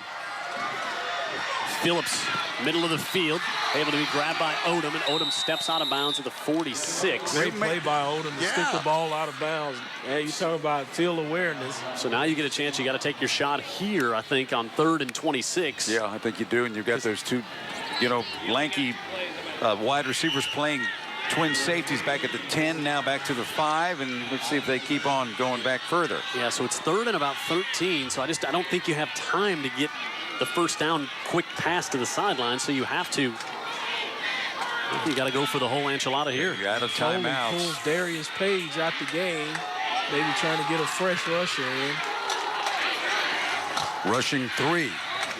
Phillips has some time, steps up, heaves it back deep. It's tipped up and knocked down with 2 seconds left. So 4th down, they'll get another chance. They got one more. This will be 4th down here. Yeah, good job by Phillips just to climb the pocket and find him an alley to throw the football. Good awareness, too, by Phillips because he had so much real estate in front of him, but if he runs, the game's over. Correct, yeah. So he made the right call there. Yeah, you got to try to win the game. You give your receiver a chance to make a play, maybe climb the ladder and come up with a Hail Mary. So here's the football game right here on this play. Is this pivotal, Vic? This is the pivotal point, no doubt. 1.7 seconds left. Phillips, pressure from the backside, and he's not going to be able to get it off. Now he does just flip it up, and it is intercepted, and Foley wins a great UTV 44 game, Coach Watson. 34-27. What a game here tonight in Fairhope. To say it came down to the wire is putting it lightly. We've seen a little of everything and then some. An amazing comeback. Coach Watson's excited. Yeah, he gets a win on TV that's he's been waiting for a while. And then we got it, first of all, the evening started out as a tribute to the young fella, Chris Dillon, who is at St. Jude, the Foley player. And then we've got Nate Andrews knocked out of the game, and then suddenly he has a spell and is taken off in an ambulance near the end of the game on the sideline. A lot of things going on here. Yeah, just emotions going up and down, and Foley's just blessed to get out of here with a win, and certainly we'll be sending our prayers up for Dillon as well as Nate. Let's go down to Pat Greenwood with Coach Watson. All right, thanks a lot, guys. Coach, they set it up in the booth a little earlier. Foley is always entertaining TV. I don't know about that, but we get some money's worth. And for you guys, look, down 20-0, and you come back in such a hard-fought game here. What does it mean to your players? Well, I'll tell you, we've had a rough week. We really have. see the guys come out and battle like they did, for Chris, that's something special.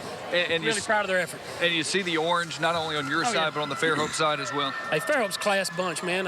Coach Weingarten sent me a picture today of their students at the pep rally all dressed in orange, and that was really special. They're a first-class bunch. And just to get the win, period, I know that's a big deal for you. No, it's a big win. It really is. It's a big win in the region. We came and faced a quality football team in their backyard, and that was special. And, guys, we're going to pray for Chris, so I'm going to get to that. Yeah, absolutely. Thanks, Coach. Guys, look, absolutely an emotional week for Foley and for Fairhope as well. But, boy, this game lived up to expectations, didn't it? It really did. The game of the week, 34-27, your final score here tonight, and it was everything we could have asked for and then some, as you see the great sportsmanship and fellowship taking place out on the field still at this point, even after the tough loss for Fairhope and the great win for Foley. Yeah, that's what you like to see. You're playing your brethren, and you come together as a fraternity of high school football players and coaches in your ball club. Still, you got to give honor to God that you came out of the game injury-free, as well as everybody's okay, and then we had a good, clean football game by both teams. Yeah, just fought to the end. A lot of great football. There were some unsettling images that we had to see, and we're going to get through this thing, and Foley's going to be able to get on the bus and say, we went on TV. Yeah. So that's pretty good for them. And again, Chris Dillon, of course, this is a very special evening for him, whose life has been turned upside down here in the last week, he and his family.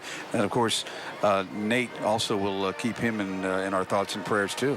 Yeah, we're going to have Chris is going to enjoy watching this broadcast. Yes, he's going to know the outcome, but he's going to enjoy watching the rebroadcast. Yes, so we're thinking about him as well. What a contest here tonight, and what a logjam we've got at the top of the region now. As you've got everybody, so many teams at 4-1. You got Foley there, you got Fairhope there, you got Daphne there. So it's going to come right down to the wire, as it always does. Log on to utv44.com now to vote for the player of the game. Gabe Phillips, quarterback for the Fairhope Pirates, 19-28, 223 yards, 3 touchdowns on the night.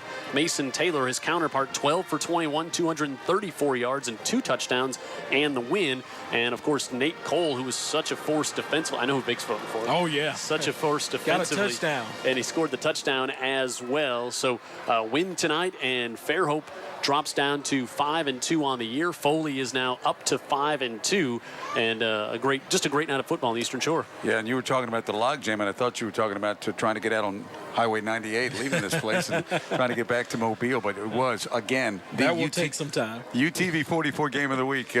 We didn't know at the beginning. We kind of were curious whether it was going to turn out to be actually a game of the week, but it has. Yeah, and before we get out of here, we also want to make sure we recognize our Scholastic Athletes of the Week. From Foley, Hunter Hall, a senior, 3.96 GPA. Football and soccer is what he does in his spare time, besides being a member of the National Honor Society. And for the Fairhope Pirates, Jordan Shelby, senior, 3.8 GPA, football and basketball. He's going to Auburn to study Dan's old major, pre-law. Yeah, I'd worked for a while. I said, no, I don't think so. So our final score, 34-27. Foley wins it. Next week, we got a 5A battle coming up, as we've got St. Paul's and Biger for you on UTV 44. But tonight, from Fairhope, the visitors, Foley comes from 20-0 down to win this one, 34-27 in what was the UTV 44 game of the week.